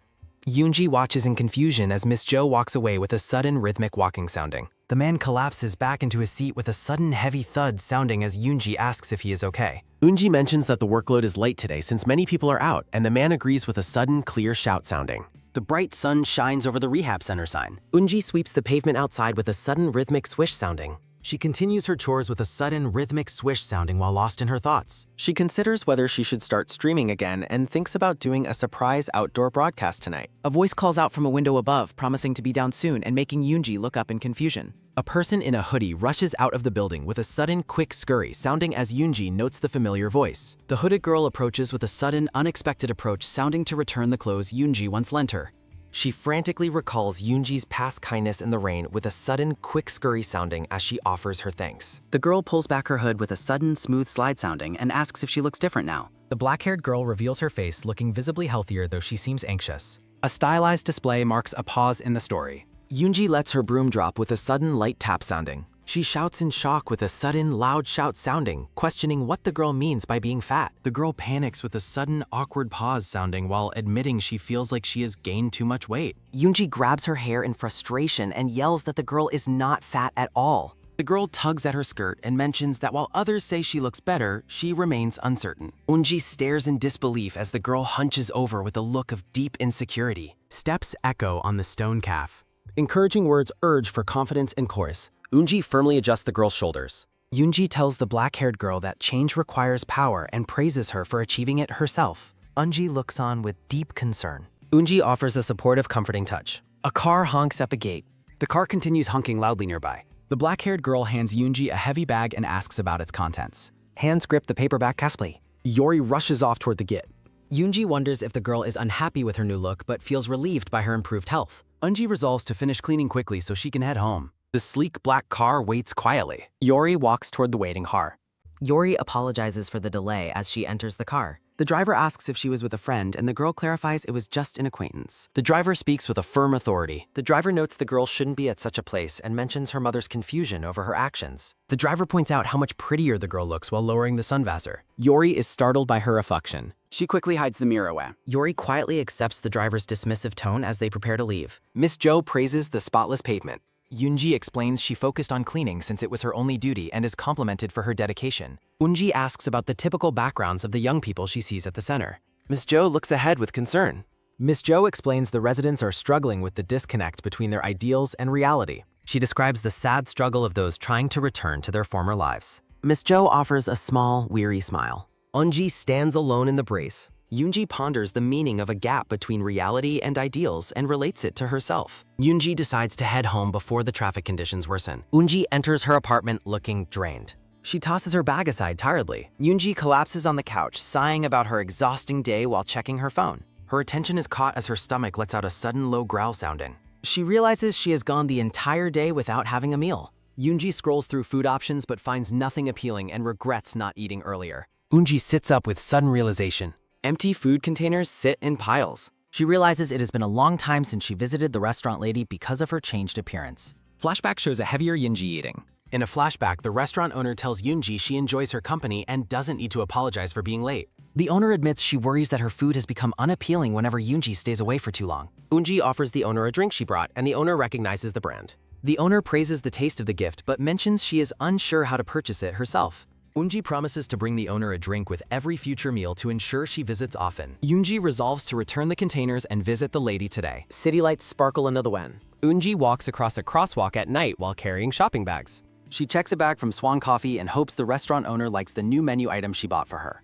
Yoonji approaches the Jawang restaurant with a sudden light step sounding and excitedly remarks on the delicious smell of the food. A man in a blue shirt kicks the restaurant door open with a sudden loud bang and shouts about his ruined appetite. He spits on the ground with a sudden wet splash sounding while Yoonji watches in total shock. Eunji's eyes narrow with a sudden sharp look sounding of rising fury. The man stumbles away while Yoonji yells after him, demanding to know where he is going in such a hurry. She pauses to look down at her shopping bags. Yoonji bursts into the restaurant with a sudden quick rush sounding and calls out for the owner. Inside, the owner panics over Seojin on the floor, begging him to open his eyes and check his vision. A spilled bowl sits on a table as the owner asks if his skin was burned, but Seyun replies that the soup actually felt cold. Shards of a broken bottle litter the floor while the owner insists on a hospital visit and Sojin tries to downplay the incident. The owner grips Sojin's face with a sudden tight squeeze sounding as she checks for injuries. Yoonji stands in the doorway and asks the owner what happened. Yoonji stares at the scene with a sudden wide-eyed look sounding of horror. Sojin looks up with a sudden weary gaze sounding as sweat beads on his forehead. Yoonji continues to stare in silent disbelief. She drops her bags on the floor with a sudden heavy thud sounding. Eunji hurries forward toward the paralegrak. Sojun sits on the floor with orange soup stains across his white shirt. Eunji grabs Sojin's face and asks if the man she saw leaving was the one responsible. Her expression turns cold and vengeful. Sojin shields his eyes while the owner looks on in distress. Yoonji turns her attention back to the owner. The owner holds her scarred hand as Yoonji cries out in shock, asking if her bone was injured. The owner shouts in surprise at Yoonji's intense reaction. Two police officers stand in the restaurant as Sojun and the owner explain the situation. Yoonji watches the proceedings with a sudden low sigh sounding of confusion. Sujin stares ahead and thinks about how fortunate it is that no one was seriously hurt. The police finish taking notes and promise to contact the restaurant if they need further statements. The police car speeds away with a sudden loud vroom sounding as the three of them stand outside. The owner suggests closing up early for the night and notes that Sojun needs to change his clothes. She mentions a useless gift left by a customer and offers to go find it for him to wear. Eunji turns to Sojun and asks what exactly happened before the police arrived. Sojun looks back over his shoulder at her. In a flashback, the rude man sits alone at a table drinking liquor with a sudden, slow sip sounding. He scoffs to himself with a sudden, sharp tisk sounding while taking another drink. He stirs his soup with a sudden rhythmic stir sounding and wonders why it is already gone. The man pours water into the nearly empty soup bowl with a sudden, steady splash sounding. He snaps his fingers with a sudden, sharp snap sounding and demands the owner heat the bowl back up.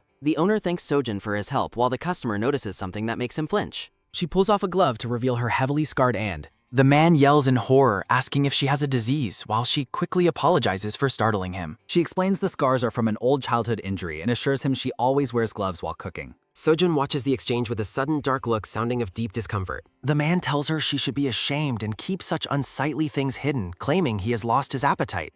Sojun glares at the man and thinks the customer's behavior is absolutely disgusting. He stares with a sudden, sharp look sounding of cold anger. Sojun approaches the table and sternly tells the man to watch his words. Sejun asserts that even if the man was startled, he should never say such cruel things to someone's face. The man with graying hair looks on with a sudden, perplexed gaze sounding as he listens to the lecture.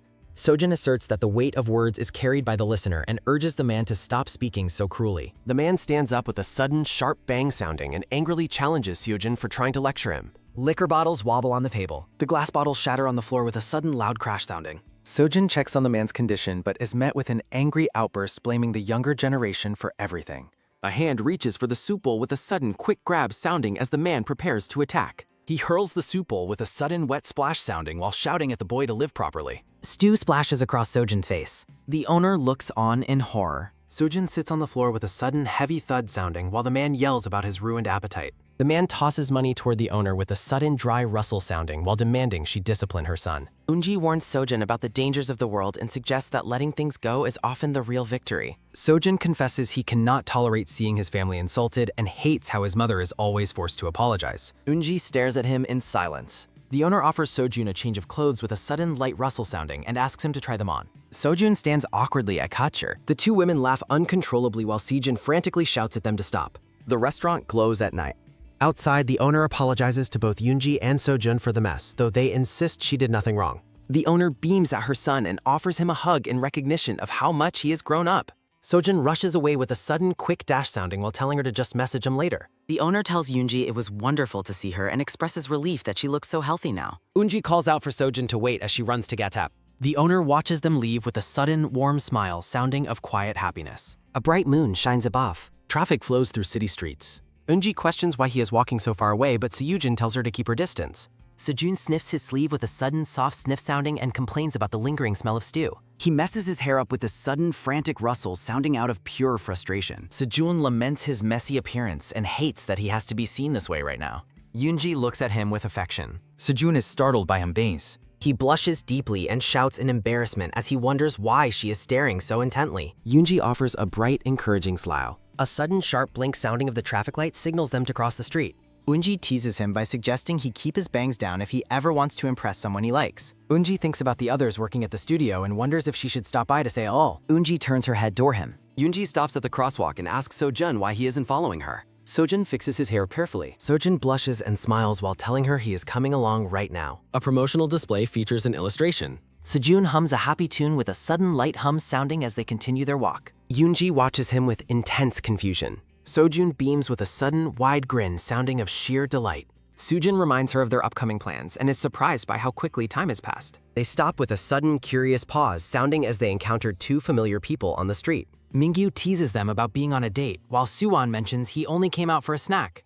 Mingyu looks on with quiet realization. Eunji greets Mingyu and Suwon with a cheerful wave. The two boys stare at her in stunned silence. Mingyu expresses total disbelief at her transformation, but Suwon points out that he already knew she had lost weight. Mingyu tries to explain that seeing her slim is just too unfamiliar, though she eventually gives them a proper greeting. Mingyu points at Sojun and bursts into laughter, mocking his ridiculous cat-themed outfit. Sojung glares in silent irritation as Mingyu continues to poke fun at him. Mingyu mockingly praises Sojun's mother's fashion sense and jokingly begs to have the shirt for himself. While the boys start scuffling in the background, Suwon notes Yoonji's success on YouTube. Suwon looks completely exhausted by the chaotic behavior of his friends. Yoonji admits she lost contact with her old friends after a major fallout in her past. Suwon apologizes for bringing up an uncomfortable topic, but Yoonji reassures him before preparing to head out. Yoonji tells Sojun she needs to leave for a quick livestream to satisfy the fans who have been waiting for her. Eunji waves a final energetic goodbye to the group. She sprints away down the sidewalk while Sojun watches her depart with a lingering gaze. Sojun smiles and adjusts his hair, planning to take her advice about his bangs for their next meeting. Mingyu and Suwon watch Sojun's bashful behavior with a sudden, sharp glare sounding of pure annoyance. Sojun shouts at them to shut up as they stand under the bright city signs. The scene shifts to a vibrant outdoor food stall at night. Yoonji arrives at the counter and offers a polite greeting to the owner. The owner remembers her as the customer who once ate everything and gives her permission to film her stream in the corner. Yoonji enthusiastically orders 2 bowls of udon. The owner laughs at her energy and promises to get the meal right away. Eunji sets up her phone to broadcast her meal to her viewers. The livestream begins and the chat quickly fills with people noticing her return. Yoonji explains she is doing a short broadcast today just to say hello to everyone. Viewers begin to comment on her meal, questioning why she is eating so much less than usual.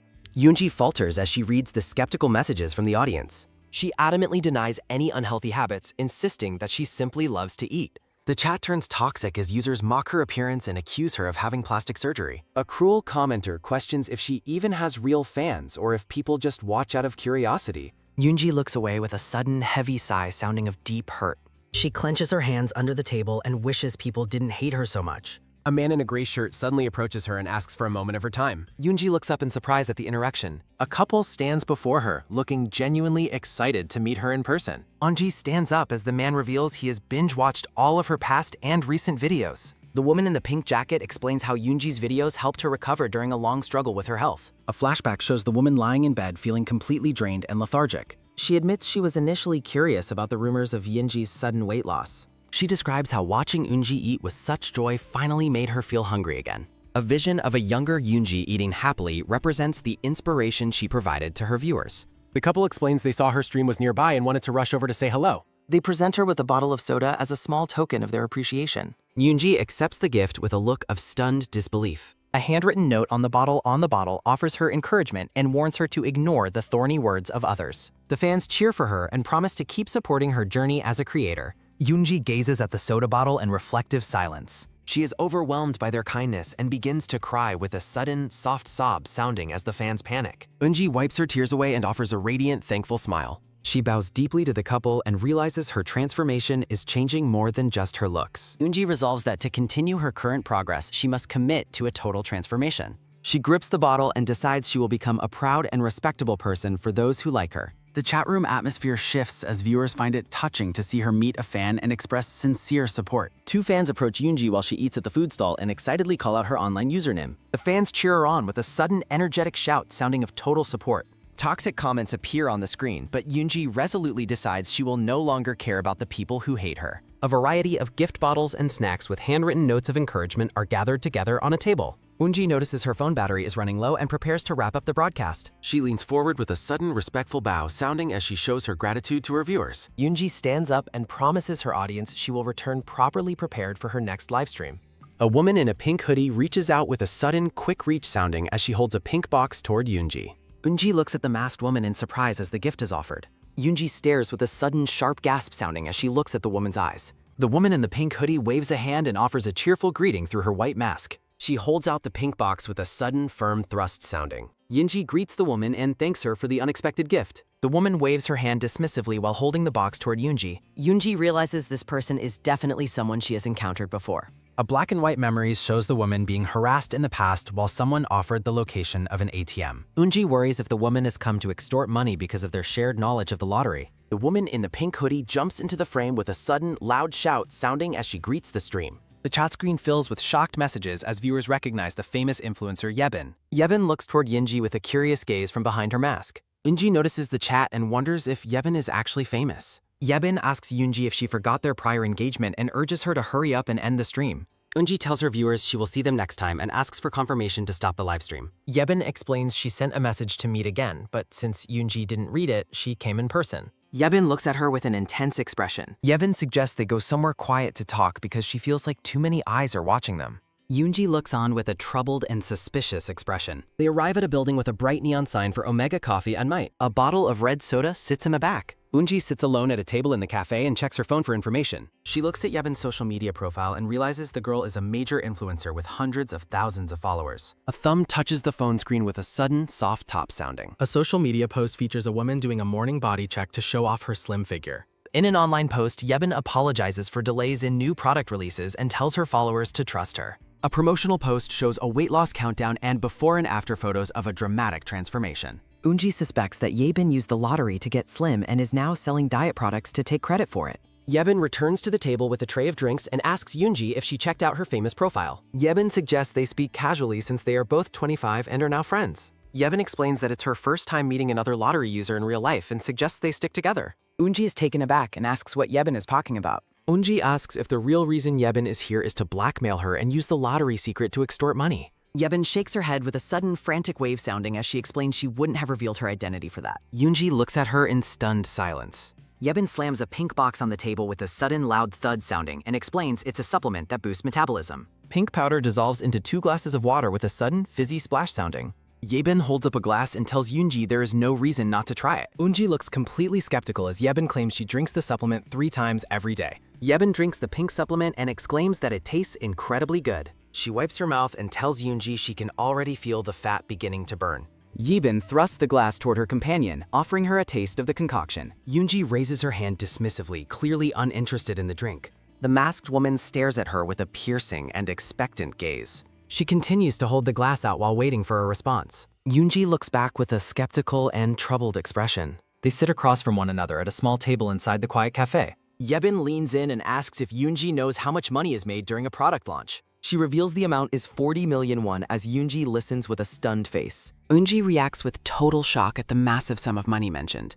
Yebin offers to pay her generously to join a partnership, but Eunji adamantly refuses even for billions, calling the scheme a fraud. Yebin tilts her head with a look of quiet calculation. She argues the effects are undeniable and questions if modern consumers would really be so gullible. Eunji gestures broadly as she continues to express her deep doubts about the product. She looks at the other woman with an increasingly firm and disapproving glare. Yebin insists that effort will always be ignored as long as there is an easier path to success. Her eyes narrow with intensity from behind her white medical mask. Yoonji counters that using the lottery and scamming desperate people are 2 very different things. Yebin pushes the drink forward again, urging her to prioritize wealth over other people's well-being. Eunji slams her hands on the table and declares she will be leaving rather than taking part in fraud. Yebin calls out for her to wait as she watches Yoonji walk away from the table. She chases after Yoonji through the glass doors of the cafe. The scene shifts to the bright city street at night. Yebin follows her, claiming she could be rich if she just tells people this supplement cost her weight loss. Yoonji continues walking ahead while Yebin persistently trails behind her. Yebin gestures with her hands and begs for her assistance in the scheme. Eunji looks over her shoulder and suggests that she find a more honest way to live her life. Yebin reaches out with a sudden, desperate grab, sounding as she catches Yoonji's arm. Eunji shouts that she already said no and pulls away with a sudden, loud cry sounding as Yebin stumbles. Yebin clutches her arm and dramatically suggests settling the injury with promotional fees instead of hospital bills. Her eyes widen with a look of genuine, sudden alarm. She reaches out a trembling hand and gasps that something is seriously wrong with her body. Yoonji stops and looks back, asking if she is actually in pain or just pretending. Yebin suddenly doubles over and vomits a massive spray of bright pink liquid. The pink fluid splashes onto the sidewalk around Yoonji's white sneakers.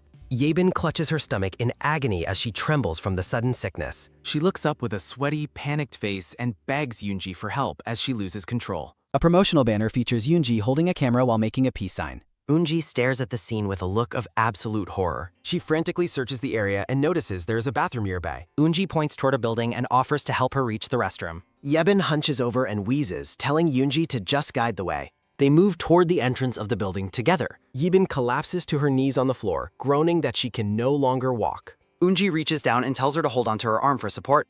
Yebin lets out a sudden pained sounding as she vomits pink liquid directly onto Yoonji's shirt.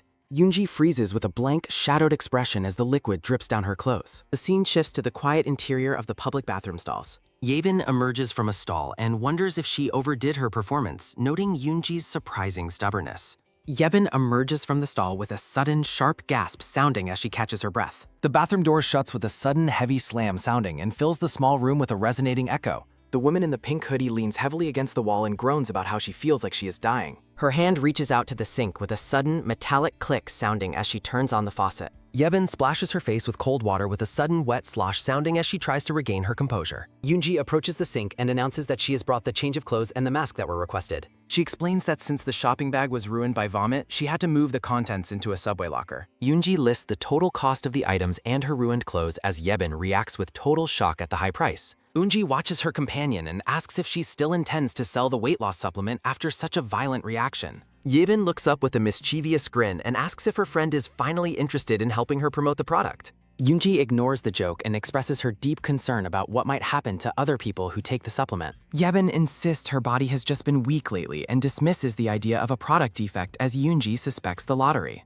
She puts on a white mask and suggests that years of winning only low-tier lottery prizes has put a massive strain on her body. Yebin wonders if Yoonji is also feeling unwell as she notes that lower-tier users often compensate by using the lottery more frequently. Yebin admits she is currently broke and cannot pay the debt as Yoonji reacts with a look of pure exasperation. Eunji pulls her long hair aside with a sudden, soft rustle sounding to reveal a barcode on her neck with a red arrow stamp. Yebin stares at the mark with a sudden, stunned gasp sounding as she asks why the barcode looks so unusual. Eunji admits she tried a viral trick from a post, and Yebin mockingly calls her an idiot for following such bad advice. Yebin gestures wildly and laughs at the irony of Yoonji trusting a suspicious online post while rejecting a proven supplement. The brown-haired woman looks down with a troubled and pensive expression as she considers the consequences of her actions. Yebin asks if she is coming along as she notes they need to leave before it gets too late to decide. She suggests they go to the ATM together and offers to act as a lookout during the transaction. Eunji stands firm and argues that she can go by herself while questioning why she would ever need a lookout. Yebin rubs her chin thoughtfully and explains that she tries to avoid visiting special ATMs alone at night for safety. Yoonji narrows her eyes suspiciously and wonders if the other woman is just making up stories about robbers to avoid paying her back. Yebin stands in the middle of the bathroom and urges her friend to make a quick decision so they can leave. The scene shifts to the quiet and empty city park under the dark night sky. Two sets of feet walk along the brick path with a sudden rhythmic scuff sounding as the pair moves through the darkness. They walk together in their new hoodies as Yebin explains the importance of taking precautions and hiding their identities. Eunji complains that the silly green sunglasses only make them look more suspicious and begs to take them off. Yebin stands in her dark blue hoodie and mask while adjusting the bright green frames over her eyes. Eunji points out that nobody would recognize Yebin without the mask anyway, as the influencer reacts with a sudden, angry huff sounding. Yebin looks through her tinted lenses and insists that it doesn't hurt to be cautious when they are together. In her mind, she secretly resolves to use her companion as bait to make an easy escape if they are actually attacked. Yebin mentions rumors of strong attackers, but claims she is counting on Yoonji's incredible strength that she saw on YouTube.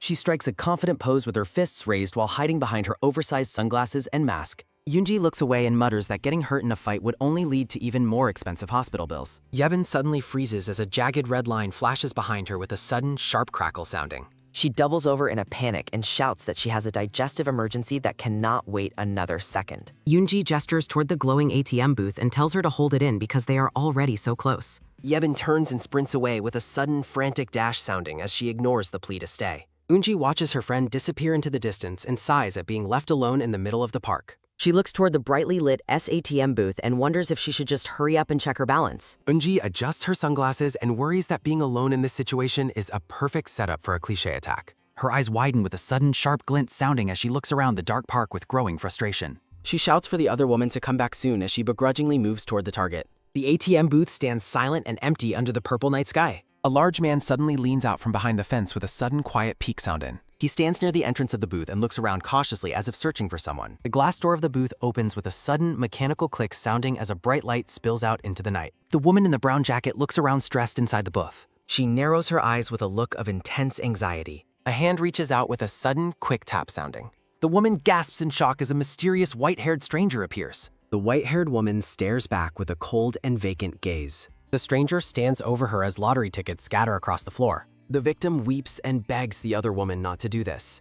A black high heel grinds into the woman's hand on the pavement. She winces in pain from a sudden, sharp crunch sounding. The raider reports she has the ticket and orders the next person hauled. She continues to pin the victim down among the red tickets. The white-haired woman holds up the lottery ticket while checking her phone. A promotional banner features Yoonji holding a camera while making a peace sign. The raider steps on the victim's head with a cold indifference. She breathes a sigh of relief after narrowly avoiding a major problem. Yebin explains that certain information is only accessible on high-level boards. Yoonji argues that such news should be shared regardless of one's rank. Yebin looks forward with a pensive and serious expression. She shushes her companion and notes that ranking up is impossible for her anyway. The man in the suit tells the victim that changing her mind was wise. The bruised woman cries that she is placing all her trust in them. Discarded lottery tickets lie on the ground near the raiders' heels. Yebin and Eunji peek over the railing and wonder if they are witnessing raiders. They discuss the need to leave immediately and figure out the situation. The white-haired woman looks back toward the shadows behind her.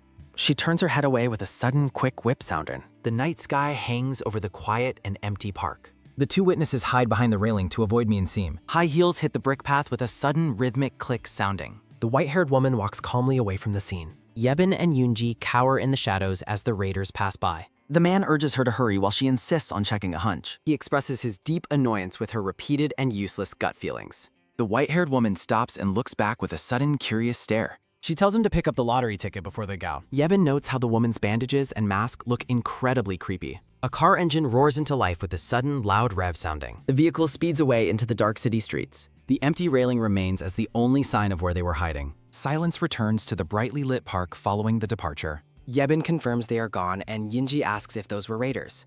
They agree to head toward a more crowded city area for safety. The scene shifts to a vibrant street filled with neon signs. Yoonji worries the victim might be killed as Yebin dismisses the etier. Yebin theorizes that the woman's barcode ownership has already been transferred. Yoonji is confused by the concept of barcodes being transferred between people. She scratches her head and admits she doesn't understand the system. Yebin stares at her companion with a flat and deadpan expression. Yoonji explains she only entered the booth thinking it was a cash machine. Yebin's eyes widen with a look of sudden, intense shock. Yebin wonders if her unintentional use of the S lottery ticket blocked the original owner from using it. A diagram illustrates how a barcode transfers from an original owner to a new host upon scratching the lottery ticket.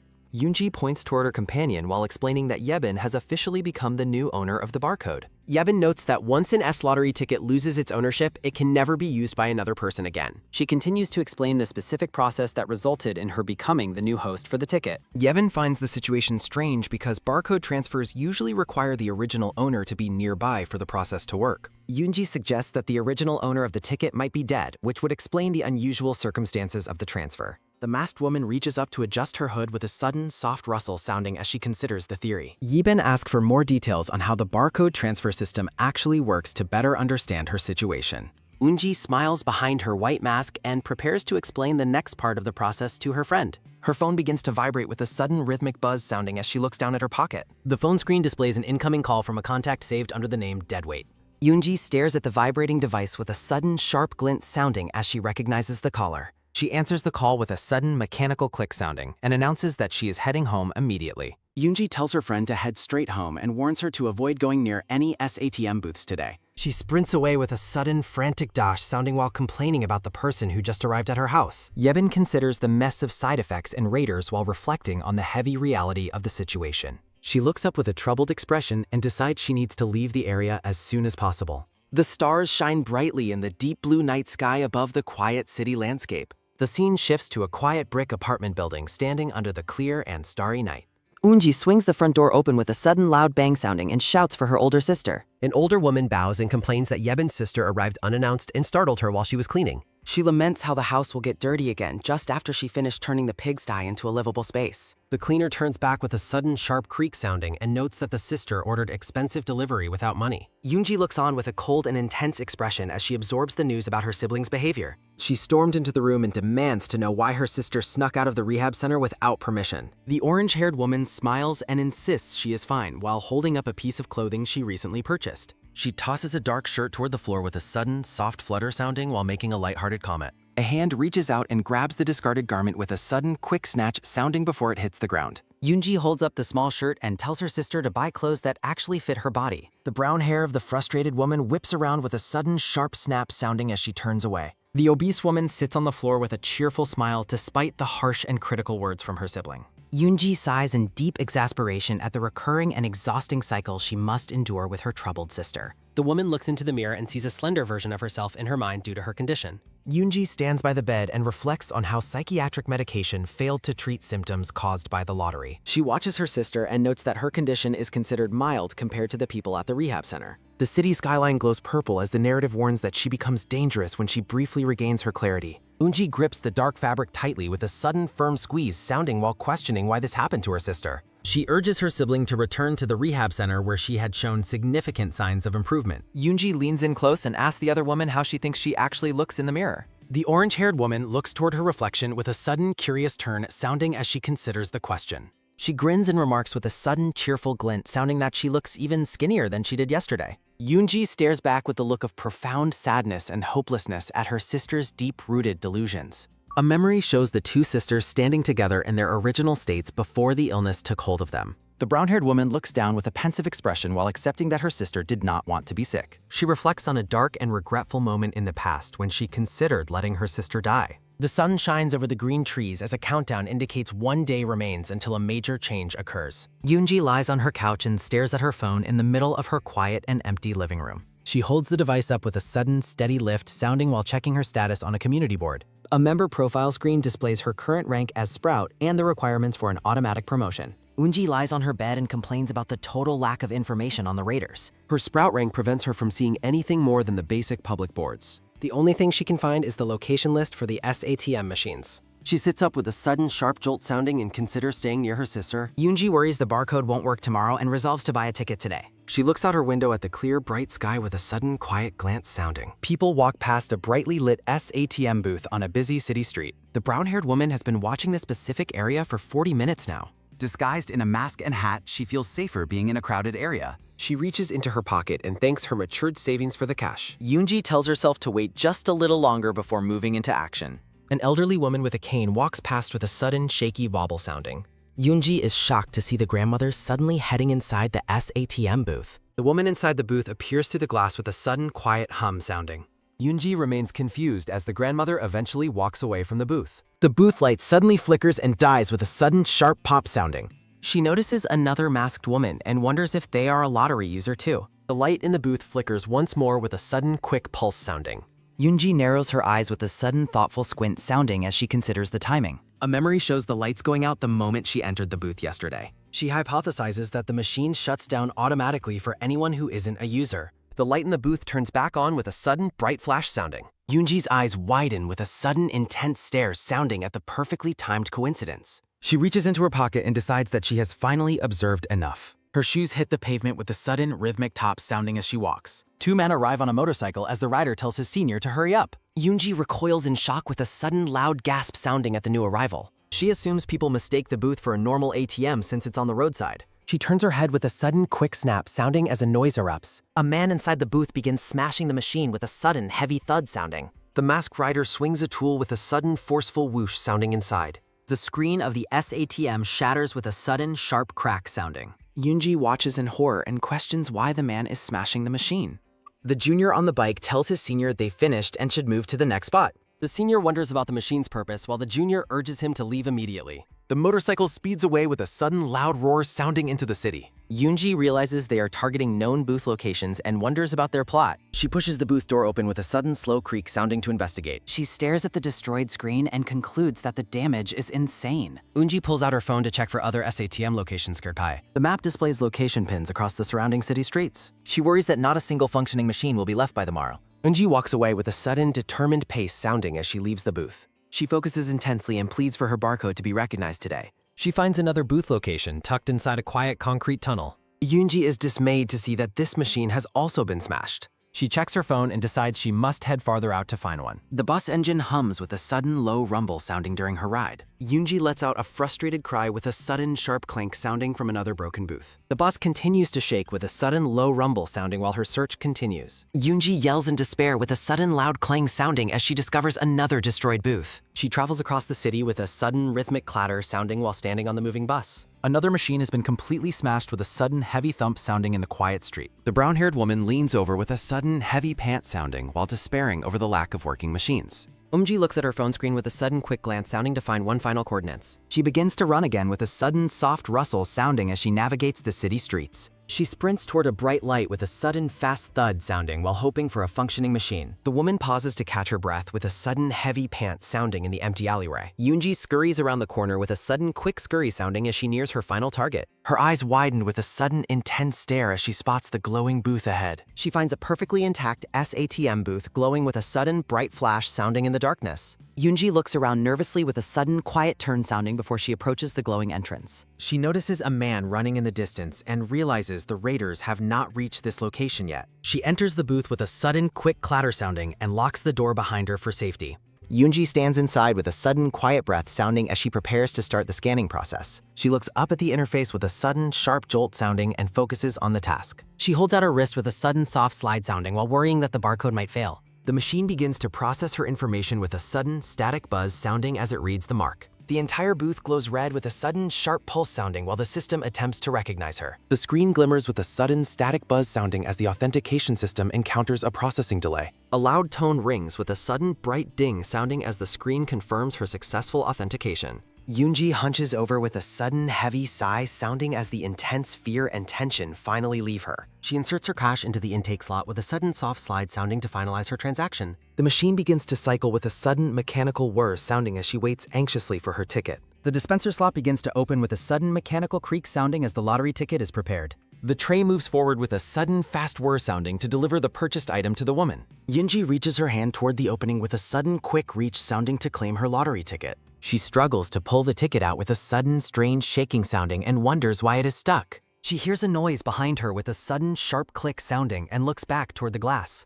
Two men on a blue motorcycle arrive with a sudden loud vroom sounding just outside the quiet booth. Yoonji narrows her eyes with a sudden quick squint sounding as she watches the suspicious men from inside. She wonders if she should abandon her purchase and flee before the newcomers discover what she is doing. She worries the men will steal her lottery ticket with a sudden soft rustle sounding if she leaves now. Yoonji decides she cannot leave without her ticket and reaches back in with a sudden quick swish sounding. She pries at the dispenser slot with a sudden mechanical creak sounding while trying to force the machine open. The woman demands the return of her ticket with a sudden strained creak sounding as she exerts all her strength. Her hand trembles with a sudden nervous shaking sounding as she finally manages to touch the red paper.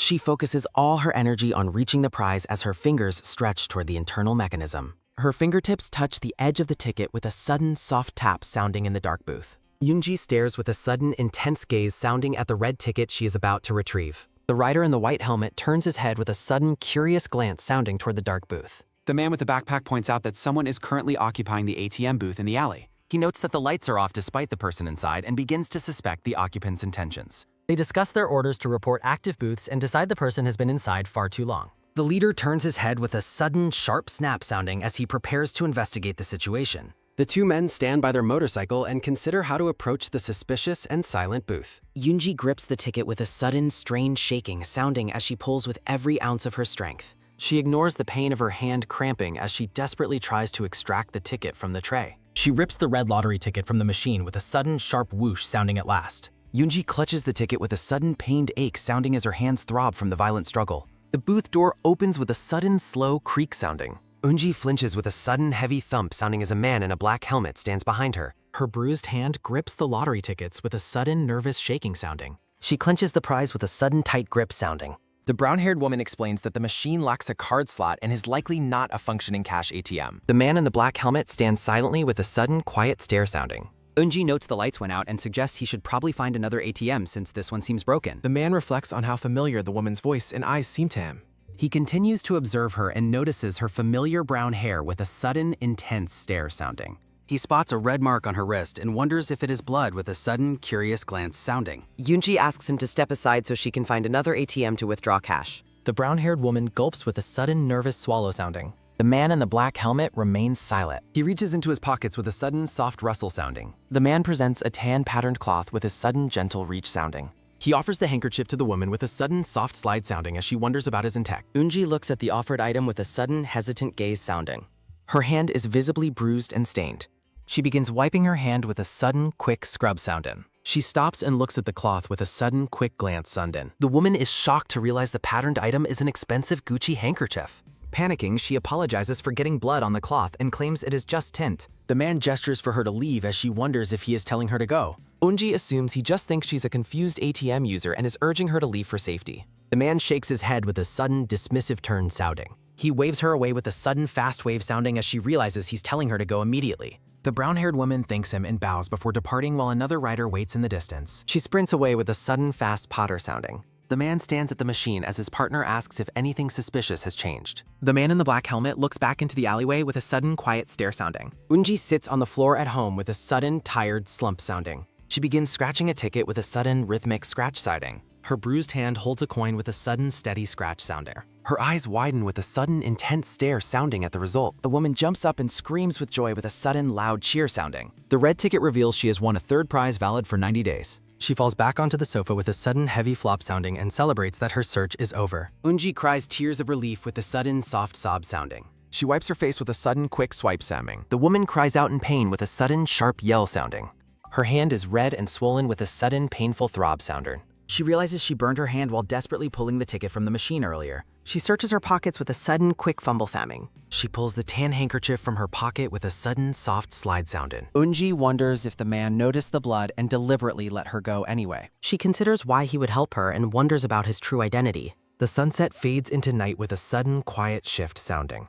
The man in the black helmet stands in a high-rise building with a sudden, quiet breath sounding. He turns his head toward the entrance with a sudden, sharp snap sounding as someone approaches. The black-haired man with freckles brushes his teeth while his shirt hangs open. A pair of hands reaches for a sleek, dark motorcycle helmet. The person notes that the senior only acts alone when drawing lottery tickets from the SATM. They suspect the senior's secret trips to the ATM reveal his hidden weakness. The woman vows to uncover her senior's secret even if it means destroying her only escape.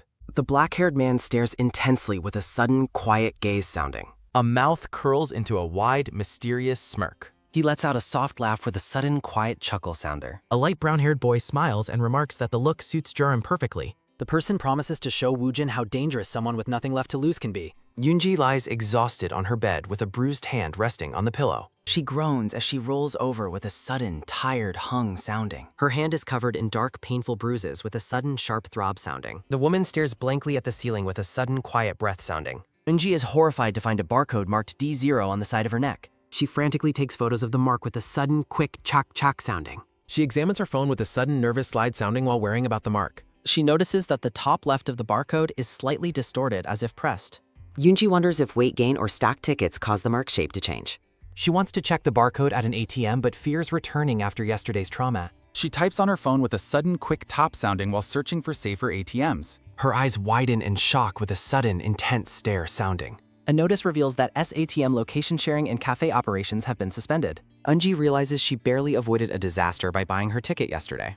She decides to stop worrying since her body feels normal for now. Her messy living room sits in a quiet, pale light. She remembers her 7 o'clock appointment with Bang So-jun as she begins to clean. She notes that her 5th place ticket will be used automatically once she wakes from her mat. The brown-haired woman realizes she is too anxious to fall asleep. Eunji plans to clean and exercise to tire herself out for a proper rest. She begins vacuuming the floor with a sudden, mechanical whir sounding. She vigorously scrubs the ground with a sudden, rhythmic swish sounding. She pins a yellow note to her board with a sudden, soft chalk sounding. The board is filled with heartwarming messages of support and encouragement. Yoonji smiles warmly while reaching for a shopping bag. She considers the outfit she is holding with a sudden, quiet glance sounding. She recalls lending the red dress to someone and forgetting about it until now. She wonders about Yori's well-being as a yellow slip falls from the clothing. Her bruised hand reaches for the fallen paper with a sudden quick reach sounding. She picks up the folded yellow note with a sudden soft tap sounding. She carefully begins to unfold the mystery paper. Yoonji stares in confusion with a sudden curious glance sounding. The paper lists secret appearance times for SATMs at various abandoned locations. She realizes the sensitive information was never meant for her. She ponders what to do since she has no plans to visit the rehabilitation center. Her bruised hand grabs her phone with a sudden quick grab sounding. Yoonji waits expectantly with her phone held to her ear. She begins to speak as her expression shifts with a sudden quiet breath sounding. She remains on the call while clutching the yellow note tightly. Yoonji exhales deeply with a sudden heavy ha sounding after her conversation. Eunji places her phone on the table with a sudden quick tack sounding. She leaves the device and the yellow note behind as she moves across the room to continue her chores. The woman notes that the clothes are all sorted out now. Yoonji wonders if she found the box for winter clothes as she reaches for a pink container. She lifts the lid and looks inside with a sudden, curious ha sounding. A tan pleated miniskirt lies folded at the top of the box. The brown-haired woman recalls buying the skirt after her college entrance exams and vowing to wear it after dieting, noting she never threw it away. Yoonji laments that if she tried to wear it now, her legs would not even fit inside. She realizes that even after she managed to get slimmer in the past, she still never wore any skirts. She considers if she should wear the garment when she goes to meet Bang Soo-jun today. She pauses and observes the skirt with a sudden, quiet glance sounding. Eunji dismisses the thought, reminding herself it is just a casual dinner with a friend and not a date. She stares blankly with a sudden, intense gaze sounding. The woman is horrified to realize she has never been on a single date in her 25 years of life. She grips her head in a panic with a sudden, strange groan sounding. She reflects that there was only one time when people actually mistook her and Bang Seo-jun for a couple. In a flashback, a nurse tells Yoonji she has no idea how much effort her boyfriend put into carrying her, and admits they briefly mistook him for the patient. A younger Yoonji is confused by the mention of a boyfriend, while a black-haired Sojun stands awkwardly beside her bed. Yoonji wonders if they really looked like a couple back then as she touches her chin. She recalls Sojun's kind, smiling face during that time. Her face turns bright red with a sudden, embarrassed flush soundin'. She wonders why her face is turning red and questions if she is going crazy over Bang Seo-jun. She tries to compose herself with a sudden, quiet breath sounding.